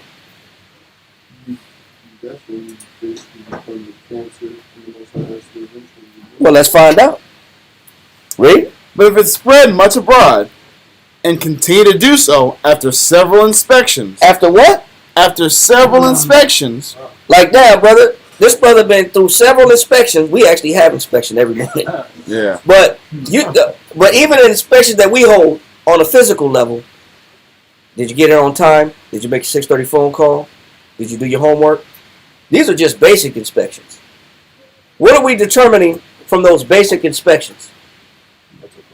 Yeah. No, we're development. Is this person growing? It's making the same. It's still not turning homework in. I still can't turn my homework in. Still a dress code. I still don't know how to dress appropriately. I still don't have. I still don't know how to report. Yep. I don't know how to communicate. Yep. I still don't know how to. These are basic things that in this camp we set up to establish whether a person is growing or a person is falling and retaining their issues. So what happens when we see a man still not know how to make a 6:30 phone call? Still not know how to report his whereabouts.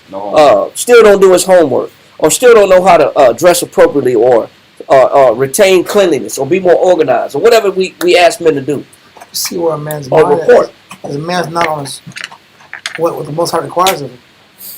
Most High requires you to put forth a certain effort the day before to show that you're making him the priority. Am I preparing myself in advance? But if you're not prepared, that means he's not the priority.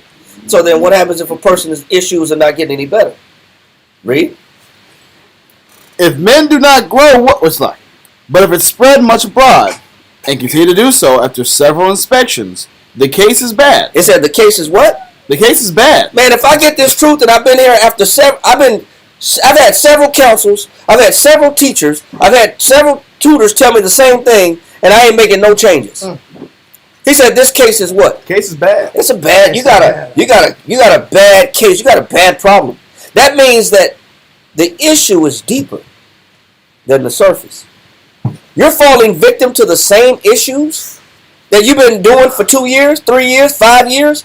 Now you haven't made these adjustments yet. You haven't fixed these issues yet about you. He said the case is bad. Read on.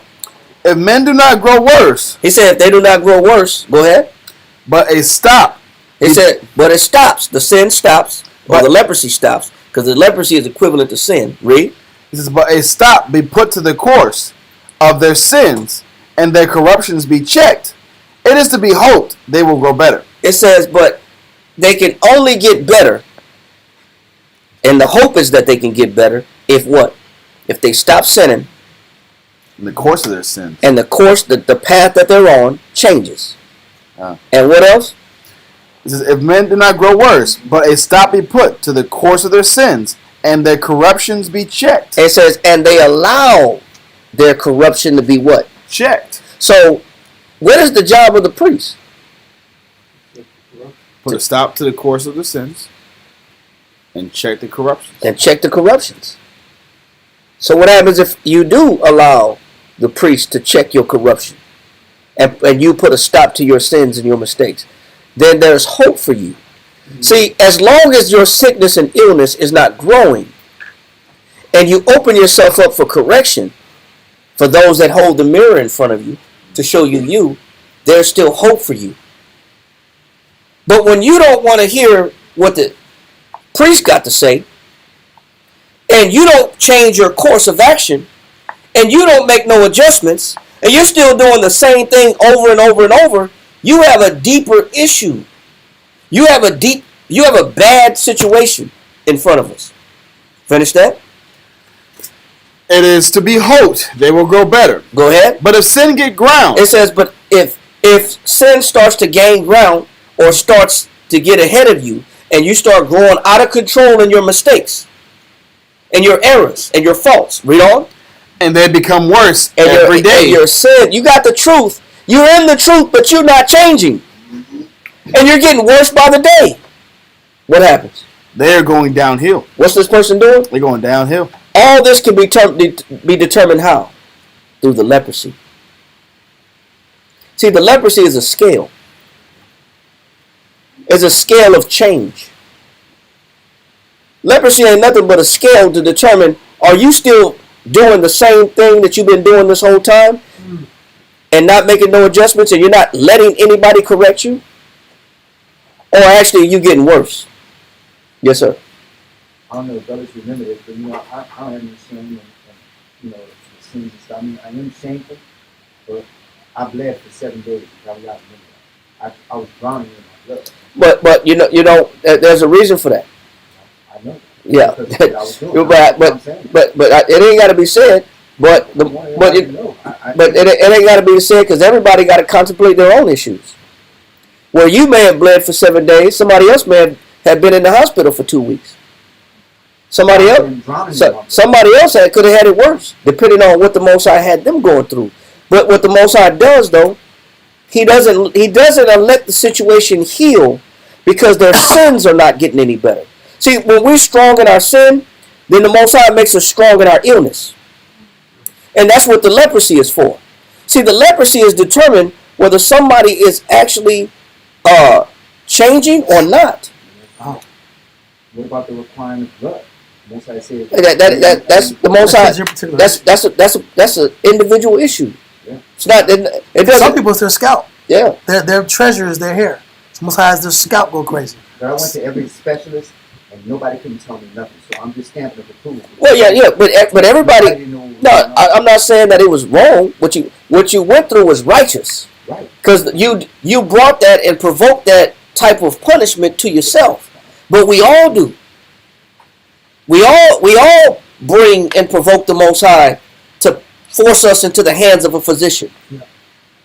But it wasn't like we didn't know or hear from priests or elders that what we were doing was already wrong. See, the Most High lets the physicians and the doctors tell us what to do after we've bypassed the spiritual doctors and the spiritual counselors. Then we fall into their hands. Now we're forced to have to see them.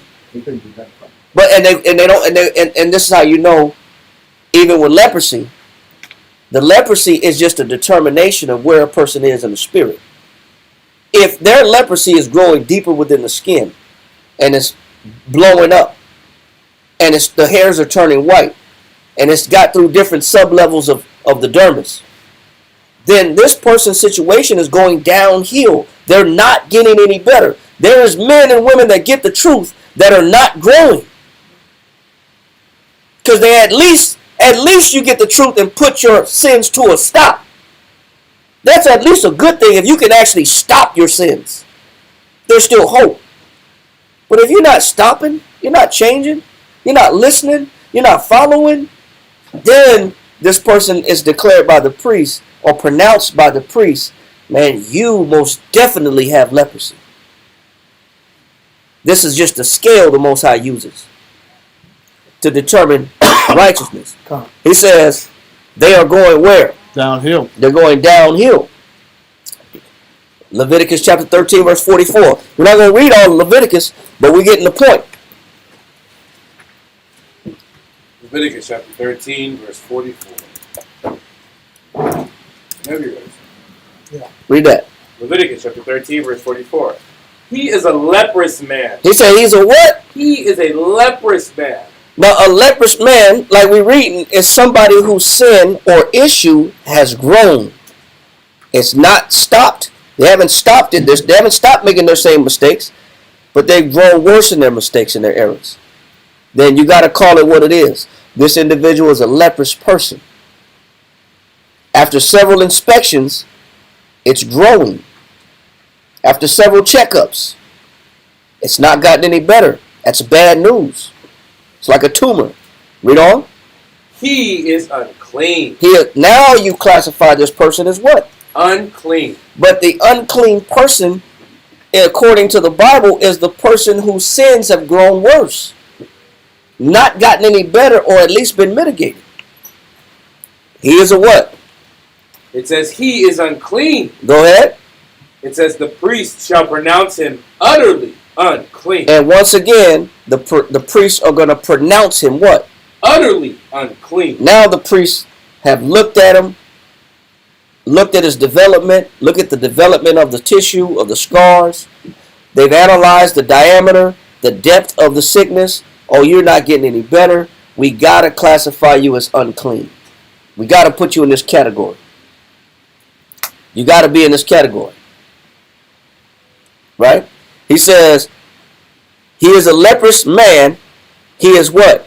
He is unclean. Go ahead. The priest shall pronounce him utterly unclean. Read. His plague is in his head. Where is his plague at? In his head. Location, location, location.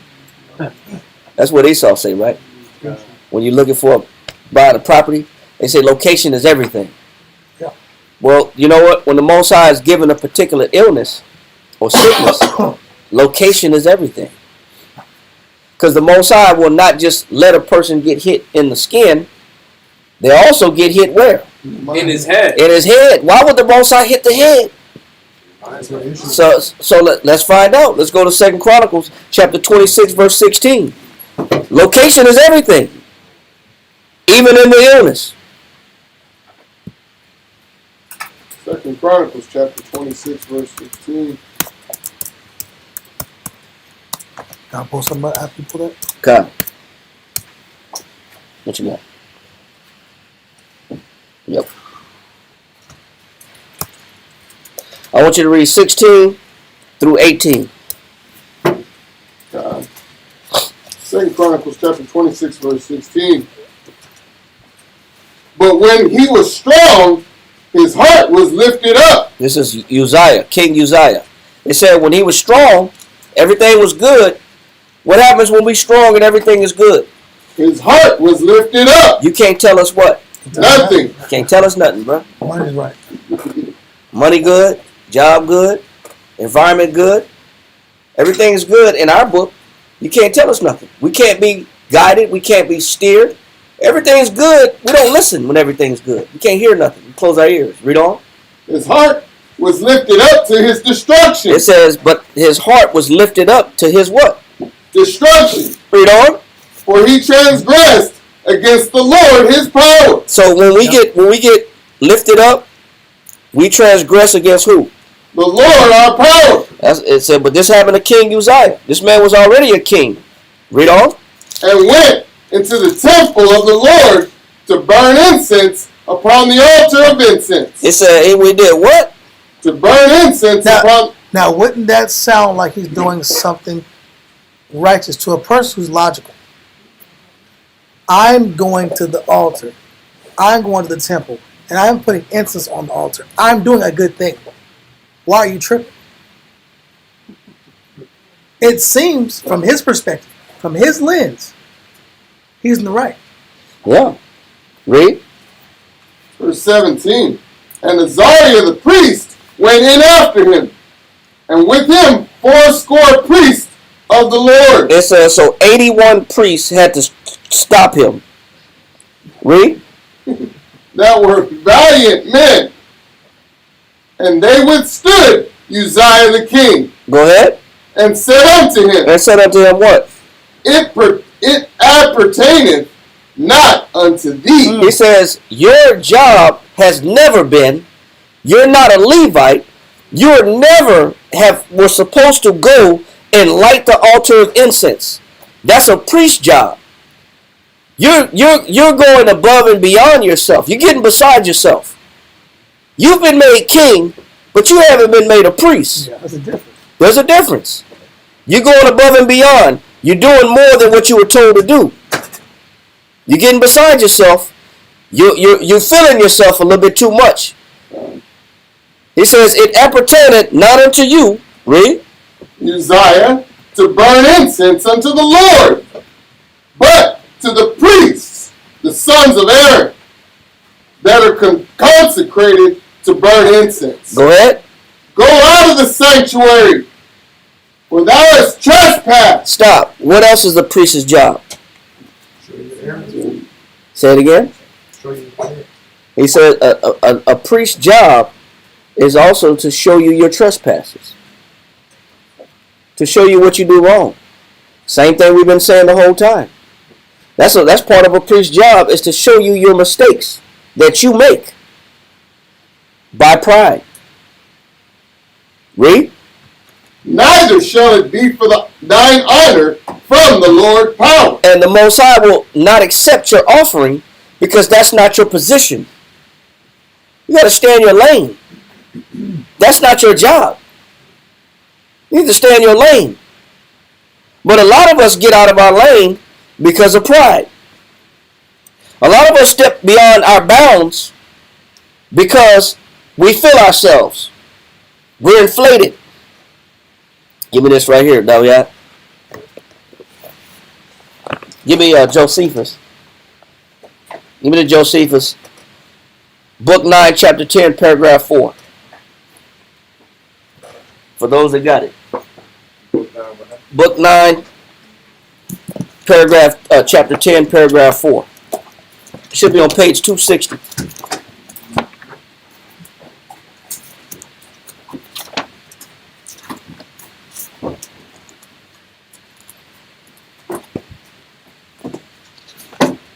Read that. Dawiyat got it. Yeah, book, page 260 right here, while Uzziah was in the state. Point 222. While Uzziah was in this state and making preparations for futurity, he was corrupted in his mind by pride. It said he was corrupted where? In his mind by pride. So why would the Most High hit the head? Because the intentions are there, and it starts here. Starts in the mind. Read what you got down here. You had a verse you want to pull. Psalms 68, verse 21. Psalms 68, verse 21. Psalm chapter 68, verse 21. But the Most High shall wound the head of his enemies. So can you read it again? Psalms chapter 68, verse 21. But the Most High shall wound the head of his enemies. He's telling you, if he's wounding your head, what are you considered? His enemies. Location, location, location. Not only is he hitting the location, which is the source of the negative, he's hitting the source of the negative on the what? His friends? His enemies. His enemies. Read. And the hairy scalp. And the what? And the hairy scalp. Just to make it even clearer. The hairy scalp. What's inside the hairy scalp? My brain. Your brain. What's inside your brain? Your mind. What's inside your thoughts? Intention. How you feel, what you think, with your judgment, your opinion, your nature. Read. And the hairy scalp of such an one as goeth on still in his trespasses. In his what? In his trespasses. In his what? In his trespasses. Now, the sad thing is, why would you sting a man that's going on his trespasses if he had a priest that told him about his trespasses? The priest's job is to identify your trespasses. The priest's job is to prevent the Most High from shooting his arrows into your mind with sickness or physical pain. The priest's job is to keep the Most High from stinging you by informing you about your trespasses. This part is when a man still wants to go on in his what? In his trespasses. Read on. Verse 22. Okay, let's make sure I was clear. Make sure I was all. So it's just saying, it's just showing the same point. Yep. We right here. It says, while Uzziah was in this state, making preparations for futurity, he was corrupted in his mind by pride. So go ahead. And become insolent. And this on account of that abundance which he had of things that will soon perish. So his pride was elevated by his possessions. Read on. And despised that power which is the eternal duration. Read on. Which consisted in piety towards the Most High. So he forsook piety and was only beating his chest because he possessed many things and he was a man of ingenuity. He was very creative. Look what I did. He prided himself off his ingenuity and his creativity. Read on. And in the observation of his laws. So he fell by occasion of the good success of his affairs. That's sad. Yeah, it's sad when you fall by your success. Yeah, when your success becomes your handicap. Yeah, some men, they fall because they fail. Oh man, I'm falling. I might as well keep smoking. Yeah. I'm failing. I might as well keep drinking. This guy is falling because the Most High is blessing his hands. Now I stop listening. Now I'm gonna listen. I don't need your opinion. I don't need you tell me what I'm doing. Worry about you. Well, that's for somebody else. Yep. Well, that's the old me. It's not me now. You're just judging me because you remember how I used to be. You're just judging me. Yep. Read on. It says, so he fell by occasion of the good success of his affairs and was carried headlong into those sins of his father. He said he fell head first into his sins of his fathers. Why would he fall head first? This is crazy, bro. Why does the head keep popping up? Man. Because that's where the ill intentions begin. That's the source of the problem. So the Most High identifies the source of the problem by putting leprosy on the head. The Most High has to slap the leprosy on the head because he's trying to show you this is where the error is coming from. So the Most High got to put a target, a scab of leprosy on your head because he got to show you the source. This is the source of your issues. Read on.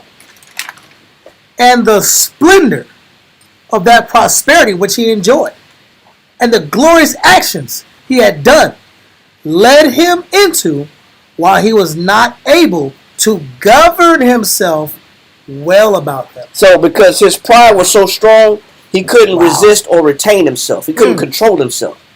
His pride led him into the temple to burn the incense at the altar. His pride forced him to do something and become presumptuous in a way he wasn't supposed to do. He became self-willed. Yes. Pride will do that to somebody. Pride will make you self-willed. It will do that. Give me this right quick. Finish this right here, Elisha. It says, this point right here. If there's pride, if there was a proud raw flesh. Come. If there was a proud raw flesh in the rising, the priest needed not to wait any longer. So if they see that the condition is not getting any better, but it's getting worse, what does the priest got to say, hey, come back another week? Come back in a couple of more days. Once they identify, man, this thing is getting out of control. This thing is out of hand. This sickness is spreading. There's no need to wait another week. We got to go ahead and classify this right now and pronounce this unclean right now. Read. it was certainly a leprosy. Go ahead. Nor is there any sure indication of the badness of a man's spiritual state. Stop. What does an inflamed boil of white, fleshy, raw skin got to do with a man's spirit? It's the fleshly or physical indicator or physical what is it? Manifestation. Manifestation, exactly. Thank you. Of that person's issue, and other people need to know about it. Yes. You know why? Because the corruption that's already internal will manifest itself on the outward, so you can see it. The Most High allows you to see what's wrong with you inwardly by causing inflammation, flare-ups, disease, and sickness and scabs, so you can identify what's going on the inside. Yes, sir. Because we're trying to avoid it. Yeah. Yeah, we're trying to avoid it, or we don't even see it. We don't even see it. We're not even paying attention to what's going on the inside. But there's a lot of flare-ups going on the inside that you have no idea of or recognition of. So the Most High allows something to come from within you to be shown on the outward so that you can see yourself. Otherwise, you wouldn't see yourself. You wouldn't recognize that you're out of pocket. That's why this sickness didn't require a physician, but required a priest. That's why it didn't need a doctor, it needed a priest. Because this is a spiritual issue, although it has physical ramifications to it. A priest needed to see this. Read on. Nor is there any sure indication of the badness of a man's spiritual state. Go ahead. And the heart's rising. It says the scab rising or the leprosy growing is symbolic of what? The heart's rising and self-conceit. So just as the leprosy is expanding, that's also showing you that a person's what is expanding? Their self-conceit. Wow. The leprosy, once again, is a reflection and an indicator of a person's pride. You got self-conceit, you got pride, the leprosy is growing, that man's pride is strong. That's how the priests are able to determine, hey, you got a physical problem, but you also got a spiritual problem. We need to work on the spiritual problem to reduce this physical problem. You got pride about you. You got self-conceit about you. You always think you're right. Read on. Confidence in the flesh. It said you got too much confidence where? In the flesh. So what does the Most High do to the flesh? Tear it down. Touch it. He touch it. He said, curses the man that trusted in man and making flesh his what? His arm. I depend on my flesh. So the Most High attack your flesh when you depend on your flesh. He corrodes your flesh when you think you're high and mighty of your flesh. The Most High afflicts your flesh when you're too strong, self-willed in your flesh. Read on. And resistance of the reproof. And you've been resistant of what? Of the reproofs. Also, the Most High makes the leprosy grow because you don't follow what? Reproofs. Correction. Nobody can tell you what to do. So what the Most High does is make your situation worse and expand. Because nobody can tell you what to do and nobody can stop you. Neither will the leprosy stop. The leprosy ain't stopping like you don't stop. The leprosy is not being contained because you can't be contained. Read. It says, and resistance of the reproofs of the word and strivings of the spirit. It says of the word and strivings of the spirit. You've been going opposite of the direction of what the spirit been trying to tell you. So the Most High got this damn ailment that's expanding. That's equivalent to your pride. This is how the Most High got to get our attention. He lets the physical show us what's wrong with the spiritual.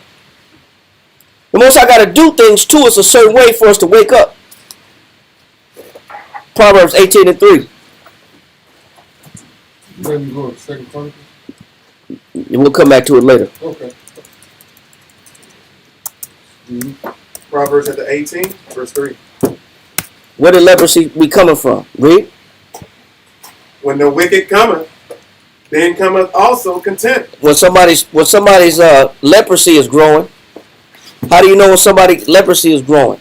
He said some of the indicators is what? Contempt. It's what? Read that word again. Yeah. When the wicked cometh, then cometh also contempt. Contempt. Contempt is associated with somebody's bad behavior and bad thoughts. Read on. And with ignominy, Go. reproach. It says, and with ignominy, what? Reproach. Get that word ignominy. Ignominy, 1828, Webster Dictionary. It says, public disgrace, shame, reproach, dishonor, infamy. It says, when the wicked cometh, then cometh also contempt, which is disgust and hatred, with ignominy, reproach. So they get bold in public. They get disrespectful in public. They don't just get disrespectful privately. They've grown bolder to where their boldness is happening out in the public and out in the open. It's not just an in-house issue. This thing is growing outside the house and it's affecting the public. Just like a leprosy. Read on. Yeah, verse 4. Yep. Verse 4. The words of a man's mouth. Stop. He said what? The words of a man's mouth. The words of a man's mouth can also be equivalent to a leprosy. Because out of the mouth cometh what? Blessing and cursing. But blessings and cursing. But also it's a reflection of what's going on in the heart. Mm-hmm. So out of the mouth, read on. The words of a man's mouth are as deep waters. So a man's mouth can get him in trouble. A person's mouth is just as bad as having leprosy. Because it can get out of control. A person's mouth can be out of control. A person's mouth can be a snare to them.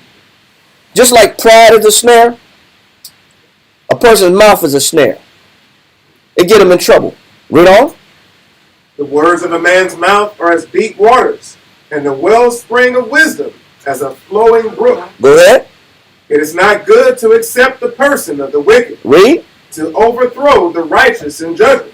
Read. A fool's lips enter into contention. And how do you know somebody's leprosy is growing? A fool's lips. Because what's coming out of their mouth is what? Enter into contention. They always go back and forth with you. There's always a debate. There's always an argument. There's always a struggle between forces. My will against your will. My words against your words. My way versus your way. It's always a struggle. He said, but you can start seeing somebody's leprosy just by listening to them. These will be indicators that, hey, this person got something going on inside of them. He says, a fool's lips will what? A fool's lips enter into contention. Go ahead. And his mouth calleth for strokes. So he says, a fool's lips will force the Most High to spank him. So a stroke is a punishment. A stroke is a blow. The Most High said a fool's lips will provoke a stroke. Will provoke punishment. What is a person thinking? And what is a person saying for the Most High to come hit him with the leprosy? You brought this on yourself. Either by your actions, your pride, or your thoughts, or by way of your mouth. You didn't contain your mouth. People's mouths get them in trouble just as much as their actions. Because they're really one and the same. Because they're only speaking how they feel on the inside. They're one and the same. But we have the capacity to make ourselves enemies with the Most High simply by not controlling that mouth. The mouth provokes the Most High to sting us. Read on. Verse 7. A fool's mouth is his destruction. And what causes him to have leprosy? A fool's mouth is his destruction. So can you run your mouth so much where the Most High got to come back and sting you and show you physically how bad you are? Yes. Yes, our mouth could get us in trouble all the time. Sometimes that's the indicator that there's something going on the inside. Listen to this person's mouth. How they always argue and go back and forth. There's some leprosy going on that the Most High got to reveal to him? Read. A fool's mouth is his destruction, and his lips are the snare of his soul. And what gets people in trouble? And his lips are the snare of his soul. Yeah, that's male and female. People run their damn mouth, then the Most High, it provokes the Most High to have to come back and smite them and show them themselves. We let our mouth get us in trouble. Because the mouth is just the speaker, the mouthpiece of the mind. You only gonna speak what come out the heart. Our mouth be a major weapon of why the Most High got to come back and sting us. It's a bad tool. So Leviticus chapter 13, verse 45. Leviticus chapter 13, verse 45. Read that. It says, and the leper in whom the plague is, his clothes shall be rent. And you know what you're supposed to do when the priests have pronounced that this person is for sure guaranteed to have leprosy. What is supposed to be done to that individual that has been pronounced to be unclean? What are they supposed to do? Read. His clothes shall be rent. You're supposed to do what? Shall be rent. So this person's clothes got to be torn halfway off of him. This person, the priest see him, he's unclean, they got to rip his clothes up. That means you got to walk around with raggedy clothes. Why would the Most High have the priest rip your clothes up? So to make you a public example. Yes. So people can see something's wrong. He said so somebody can see you. The Most High said you got to rip that man's clothes up or that woman's clothes up. He said their clothes should be rent. What else? It says, and his head bare. And you got to take the covering off that head. If that person had a mitre on, a turban on, man, that's a sign of royalty and dignity. That got to come off. That mitre got to come off. That head wrap got to come off. That crown we wear, that ribbon we wear, that got to come off. There's no dignity in that. There's no royalty in that man. That's a sign for everybody to see that there's something wrong with that man. You got to rip his clothes and take his turban off. What else? It says, and he shall put a covering upon his upper lip. And this man got to put a he got to put a covering on his upper lip and walk around like this. He got to literally cover his top lip with raggedy clothes on with no headscarf, no turban. He got to walk around covered, his top lip covered. For what purpose? Read. And shall cry, unclean, unclean. He got to walk around like this in the city. Unclean! Get out the way! Unclean coming through! Dead man walking, coming through. Get out the way!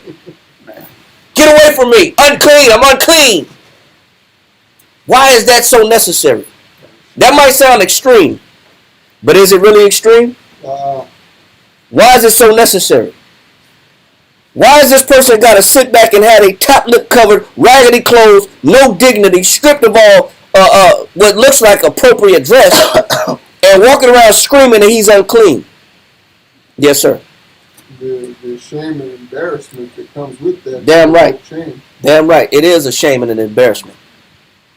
And it's to be seen in front of everybody that this man is unclean.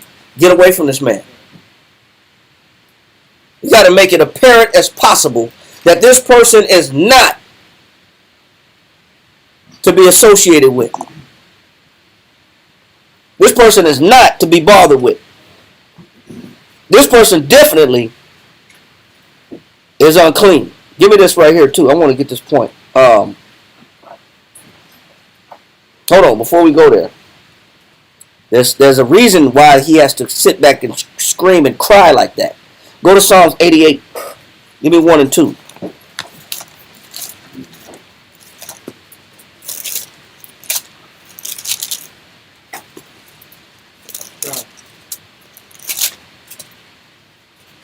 Psalm chapter 88 and verse 1. O Yahweh, power of my salvation, I I cry day and night before thee. It said this. You know why this man has got to cry? Who is he supposed to be crying to? Most High. He's supposed to be crying to the Most High. The reason why he got to scream unclean is because he got to call out. The Most High make him call out. All the things that was in you on a sneak, on the low, got to be put out in the open. And the Most High want to hear you cry. But not just to the people that you are unclean. He also wants you to cry to him. Remember, when you fall into the hands of the physician, they got to pray and you got to pray. No different when you get hit with the leprosy. You got to cry out that you got leprosy, and you also got to cry out to the Most High, meaning you still have to come back to who? The Most High. You still got to come back to the Most High. Even in that condition. See, the Most High got several ways to redirect us back to him. Read. Verse 2. Let my prayer come before thee.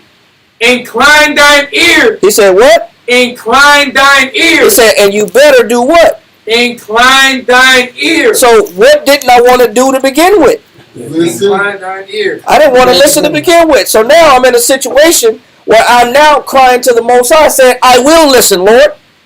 You're going to get tired of walking around, unclean, unclean, unclean, coming through.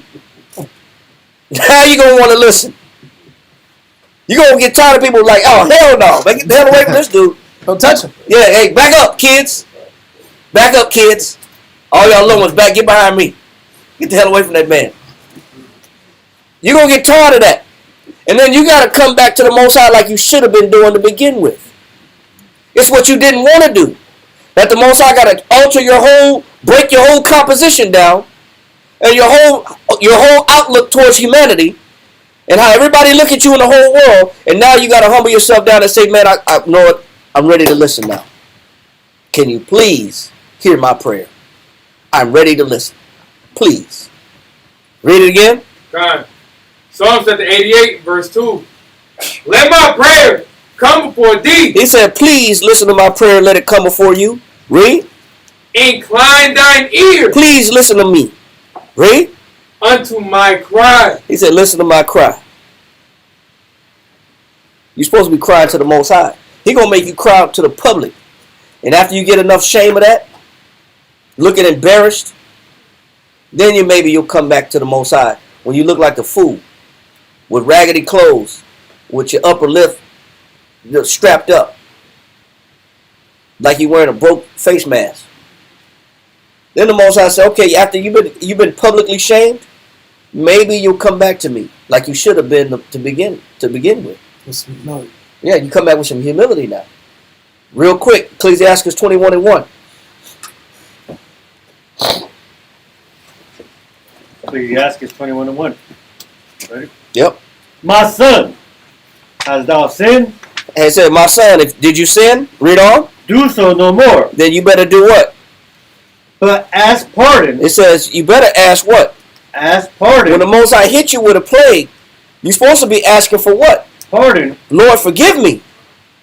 When the Most High make you a public spectacle and an embarrassment, you're supposed to be seeking pardon. Read. But ask pardon for thy former sins. And you ask the Most High to forgive me for my mistakes, for my errors. Somebody else jump to Ecclesiastes 5:3. Ecclesiastes. Yeah, you can read that. 5:3. Ecclesiastes 5:3. Yep. And say not, who shall control me for my work? Don't get stung by the Most High and still be more prideful. And still think you're untouchable. Don't get out of pocket with the Most High and still think nothing's going to happen to you. Read. For the Lord will surely revenge thy pride. Because he's going to revenge that what? Pride. And what did the Most High do to King Uzziah? Revenge his pride. Revenge that pride. The Most High is in the business of checking pride. He is in the business of that. That is up his alley of things that he does. Yeah, it's job security. You got to worry about taking that from the Most High. He'll always check pride. It will never go out of style. There will always be a need to check pride. Read on. Verse 4. Say not, I have sinned, and what harm hath happened unto me? For the Lord is long-suffering. He will in no wise let thee go. Read on. Concerning propitiation, be not without fear to add sin unto sin. Don't make a bad situation worse and experience some humiliation and still not make no changes. Psalms 32 and 5. Hold where you at. I think somebody else. Psalms 32 and 5.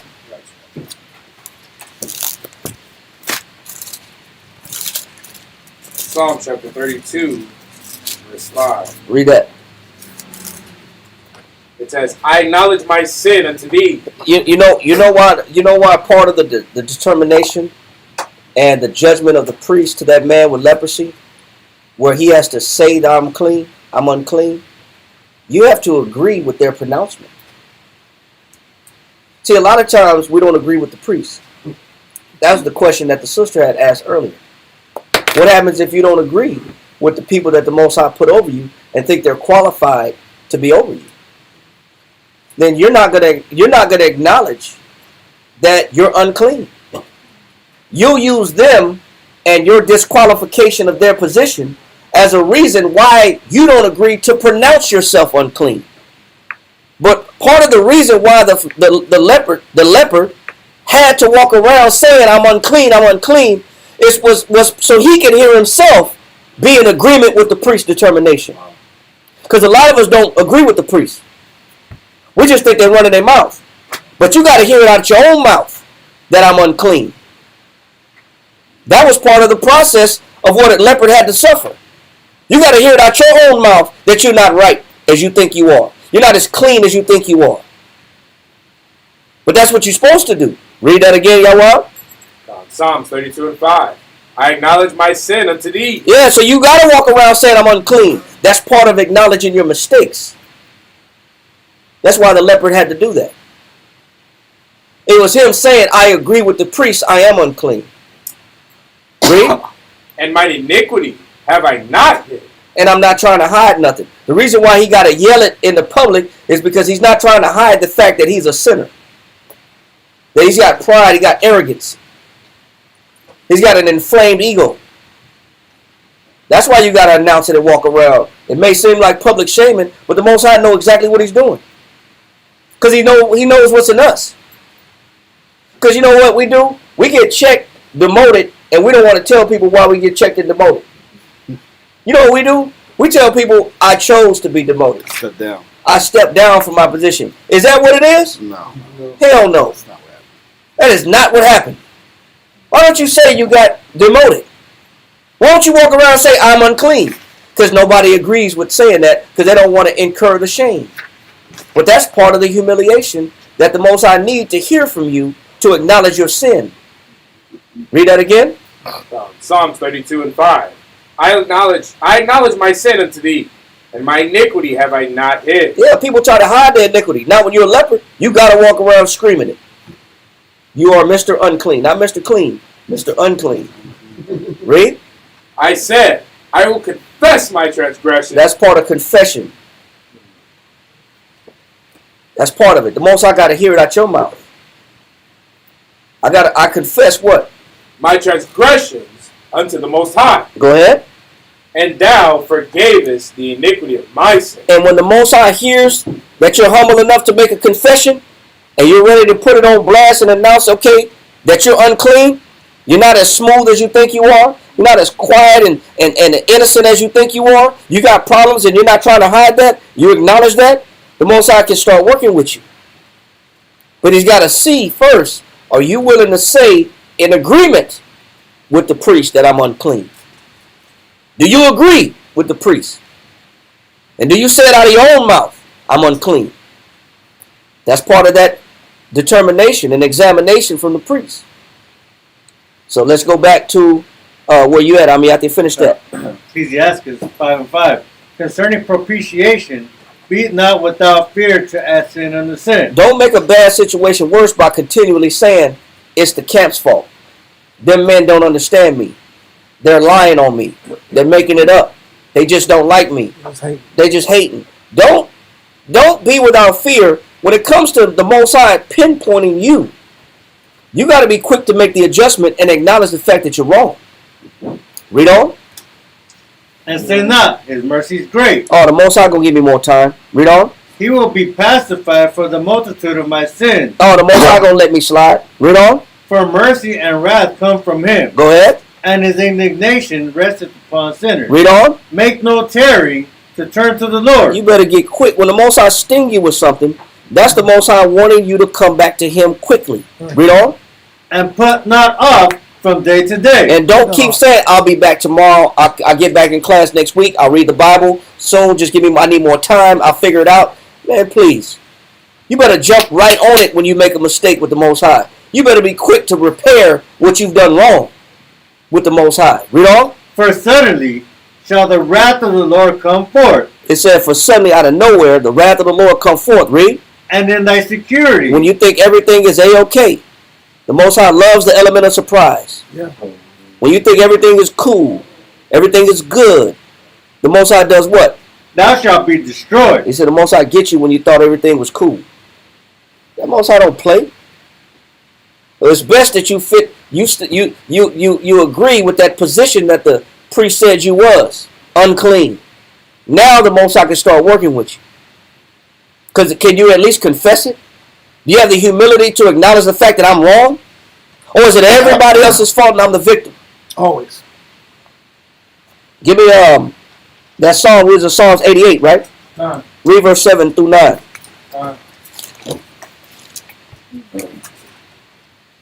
Psalm chapter 88, verse 7.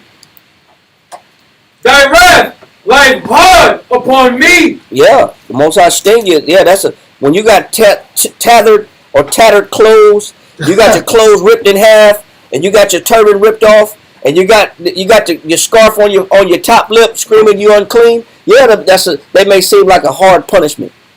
It may not feel good. Read on.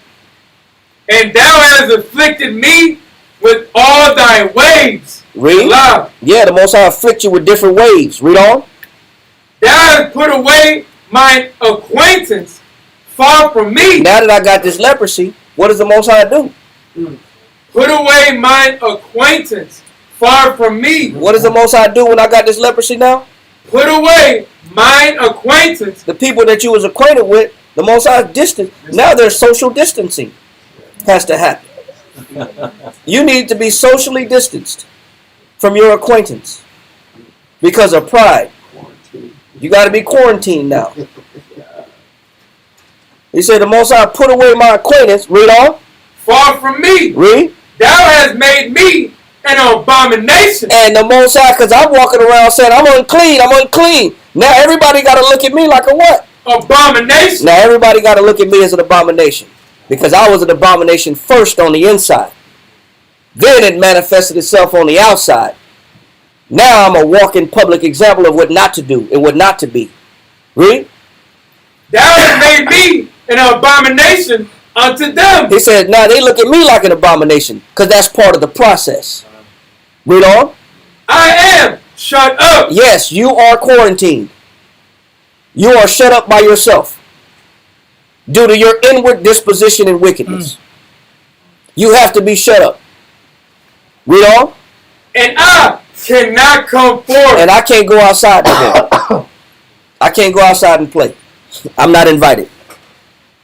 Because I'm unclean. This is what the Most High got to do to start checking spirits that are inflated. Yeah. Read this further right here. Finish this. You did not read it. Yeah.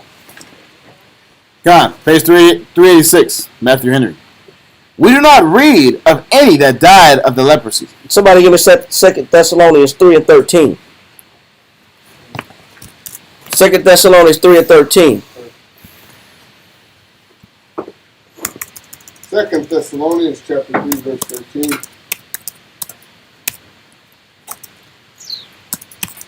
Read that. No, hold that. Finish this point right here. Come on. Mm-hmm. We do not read of any that died of the leprosy. No, and nowhere in the Bible will you hear about somebody dying of leprosy. That's why they didn't have to go to a physician, but they had to go to the priest. Now, is leprosy deadly? Yes, it is.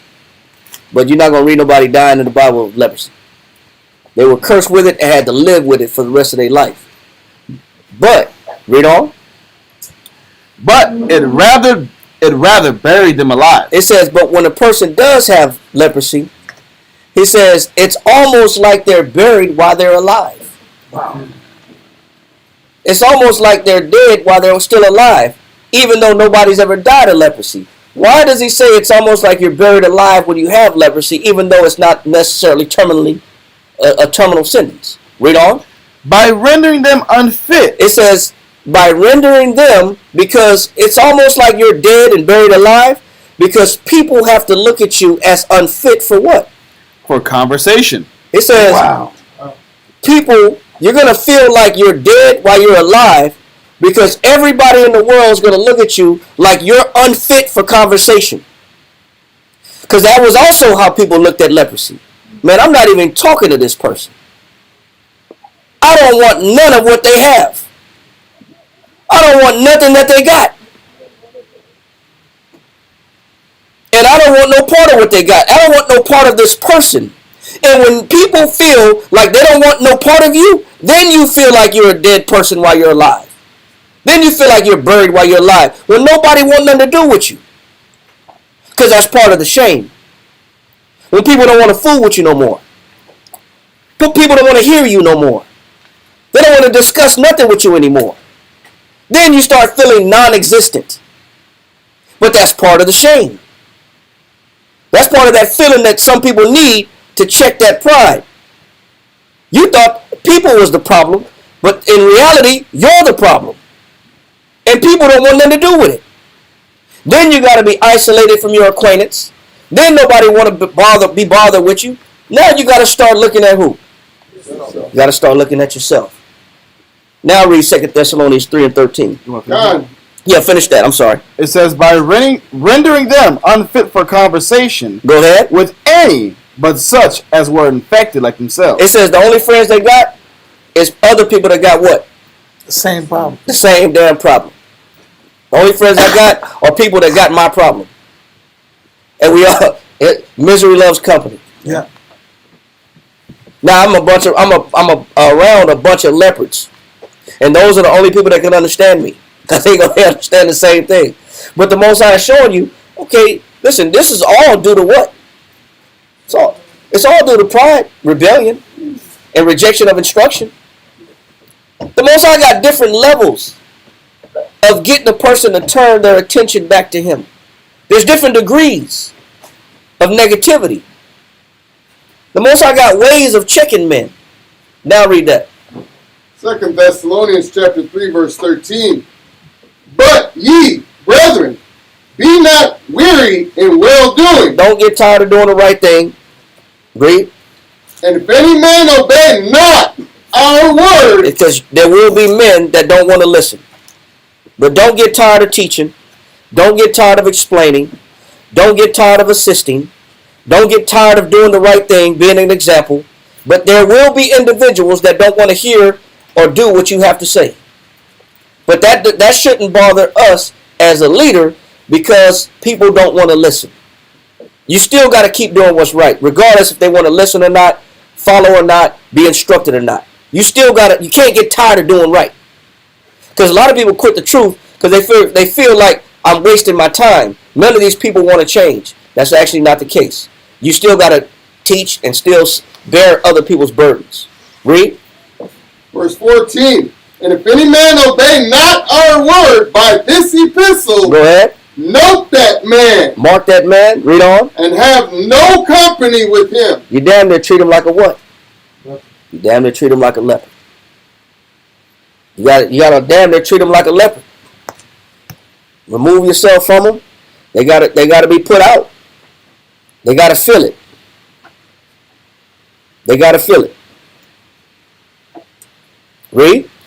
Have no company with him. It said and do nothing. Do what? And have no company with him. Go ahead. That he may be ashamed. What's the purpose of removing yourself and socially distancing that person? That he may be ashamed. It's all for the purpose of what? That he may be ashamed. That he be ashamed. Shame has to come from somewhere. That's why the Most High said, you rip their clothes up. They got to wear tattered clothes. They can't wear no head wrap. They got to walk around with the top lip covered, screaming that they're unclean. They got to feel something. You not dealing with them is a way to make them self-analyze. You putting them at a distance is supposed to make them check themselves. Maybe I'm wrong if they're humble enough. Read. Verse 15. Yet count him not as an enemy. But don't treat him like an enemy. Read on. But admonish him as a brother. Still treat him like a what? A brother. You still got to have the capacity to let the Most High check these individuals that are leprous to themselves. They're endangering their relationship with the Most High through their obstinance and insolence and inability to listen and hear.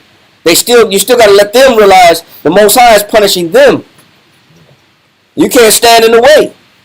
They're still a brother, they're still a sister, but they got to get socially distanced. They got to get put aside for a minute. They got to be ostracized, excommunicated.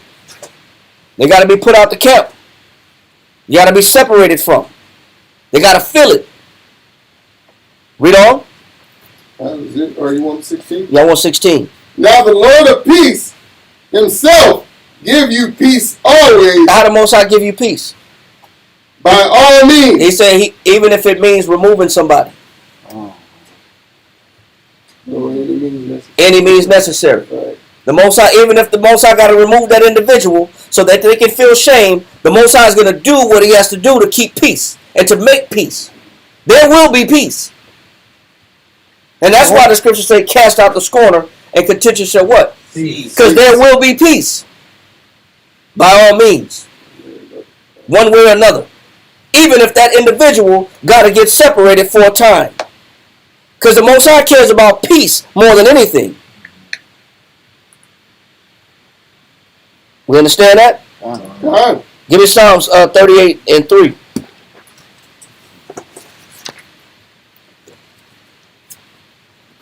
Psalms 38, verse 3. Mm-hmm. There is no soundness in my flesh. When people put trust in their own flesh, they get prideful. Read on. There is no soundness in my flesh. Go ahead.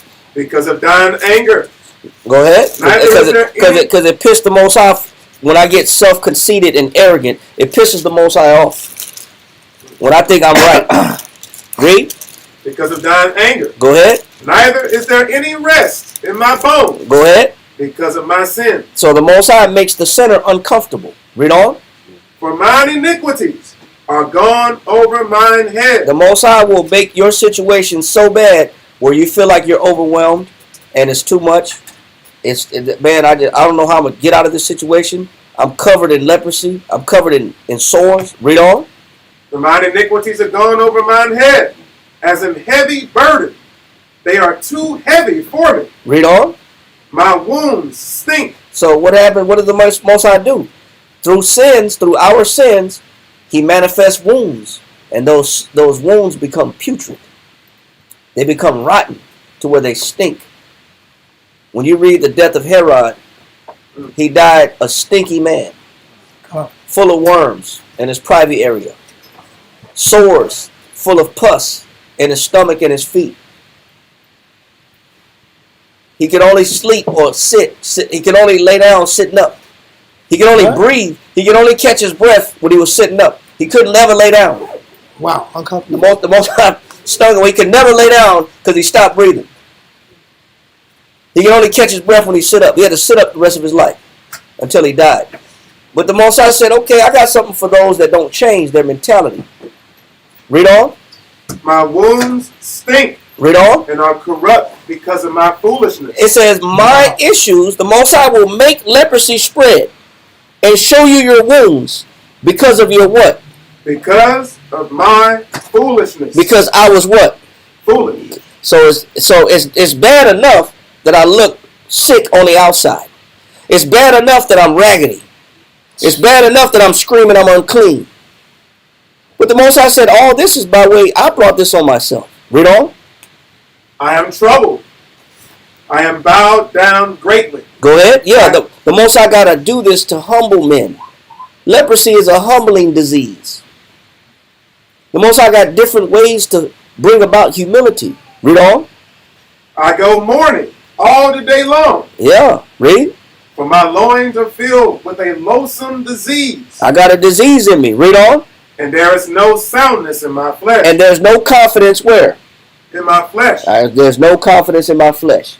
But the disease came because I was confident in my flesh. I was overconfident in my flesh. Because that was the original state was confidence in the flesh. I don't need to check no correction, any kind of critique, or any kind of point out any kind of flaws. I don't need to look at that mirror. Yeah. I don't need to see that mirror because my flesh is straight, my situation, my money's straight, my household is straight. Yep. How you have people see me, and my social standing is straight. God. So now the Most High make it to where He break you down to where there's nothing sound, there's nothing strong, or nothing to be prideful about in you. He'll break any little avenue of pride that you was holding on to. He'll snatch that too. Physique, body, everything. He'll strip it down. Financials, money, whatever you had pride in, the Most High break it down. Read on. Verse 8. I am feeble and sore broken. All this was brought on by sin. Read on. I have roared by reason of the disquietness of my heart. And I'm not at peace on the inside. Read on. Lord, all my desire is before thee. Read. And my groaning is not hid from thee. All my mistakes are in front of you. Read on. My heart panteth, my strength faileth me. As for the light of mine eyes, it also is gone from me. I don't see hope. I don't got no hope. I need hope. I don't have no inspiration. You had inspiration. The leaders were your inspiration. The teachers was a light to the blind, or a light to those that are in darkness. You had individuals to inspire you. You didn't want to hear those though. Read on. My lovers and my friends stand aloof. It said, my lovers and my what? And my friends stand aloof. So it's another example of somebody. I gotta suffer this situation by myself. I don't got no assistance. The Most High do this because of sin and pride. Read on. My lovers and my friends stand aloof. The people that I love, the people that I call friends, they can't help me. They don't know what to do. They don't know. They can't help me. Read on. From my sword. It said because they don't want to get close to me because of my what? My sword. Yeah, they don't want putrid negative within me. It's stinking. Being exposed outside. Yeah, they see that. They don't want to get close to you. People are scared. Yeah. I ran these people off. I ran my lovers off. I ran my friends off. Read on. And my kinsmen stand afar off. And my family is where? Afar off. You can't go in that room. He's sick in there. Crazy conversation. He's sick in there. Open that door. Put the food at the door, knock, and walk away. That's quarantining. You know what the Most High got to do? Why does the Most High got to go to this limit? Because we're that rebellious and stubborn, and we're that prideful. The Most High got to take necessary steps to get our attention. Now I'll go back and finish 2 Chronicles 26 and 20. Got it. Read that. Last verse. 2 Chronicles chapter 26, verse 20. And Azariah, the chief priest, and all the priests looked upon him, and behold. Didn't it say the priest supposed to pronounce what the problem is? This man didn't want to hear the priest though. Read. Real quick, read 19, is that okay? No, just keep reading. Verse 20, middle 20. He was leprous in his forehead. And where did the Most High hit him at? In his forehead. Why did the Most High hit him in that location? That's the source of the problem. That was the source of the issue. Read. And they thrust him out from thence. And what do you got to do with somebody that's leprous? Thrust him out from thence. You got to remove them because the Most High wants peace. The Most High is going to have peace. You got to thrust them out. Read on. Yea, himself hasted also to go out. And he was quick to go out because he saw he had a problem. He saw himself. And he didn't like what he saw either. So he was just as happy to go out when he saw how bad the Most High stung him. Read on. Because the Lord had smitten him. And Uzziah the king was a leper until the day of his death. Did he say he died because of leprosy? La. No. See, the Most High retained his leprosy until he passed. He was stuck with that leprosy and that sickness and that shame and that embarrassment because his pride was so elevated. See, when you that's what a class called Who's Holding the Mirror to Your Mind. The priest is supposed to hold a mirror to your mind. The leader's supposed to hold a mirror to your mind. The teacher's supposed to hold a mirror to your mind. And when you don't want to see your reflection, no problem. The Most High is going to humble you. And you'll see yourself eventually. But you're not going to like the condition you're in when you do. Read. For he was cut off, and dwelt in a several house. And he had to be separated in a whole nother house. Being a leper. Being a what? Being a leper. Could he congregate? Could he socialize? No. It wasn't some royal several house. No, it wasn't nothing in comparison to what he had. He was on the outskirts. Unclean. Unclean. Coming through. I'm unclean.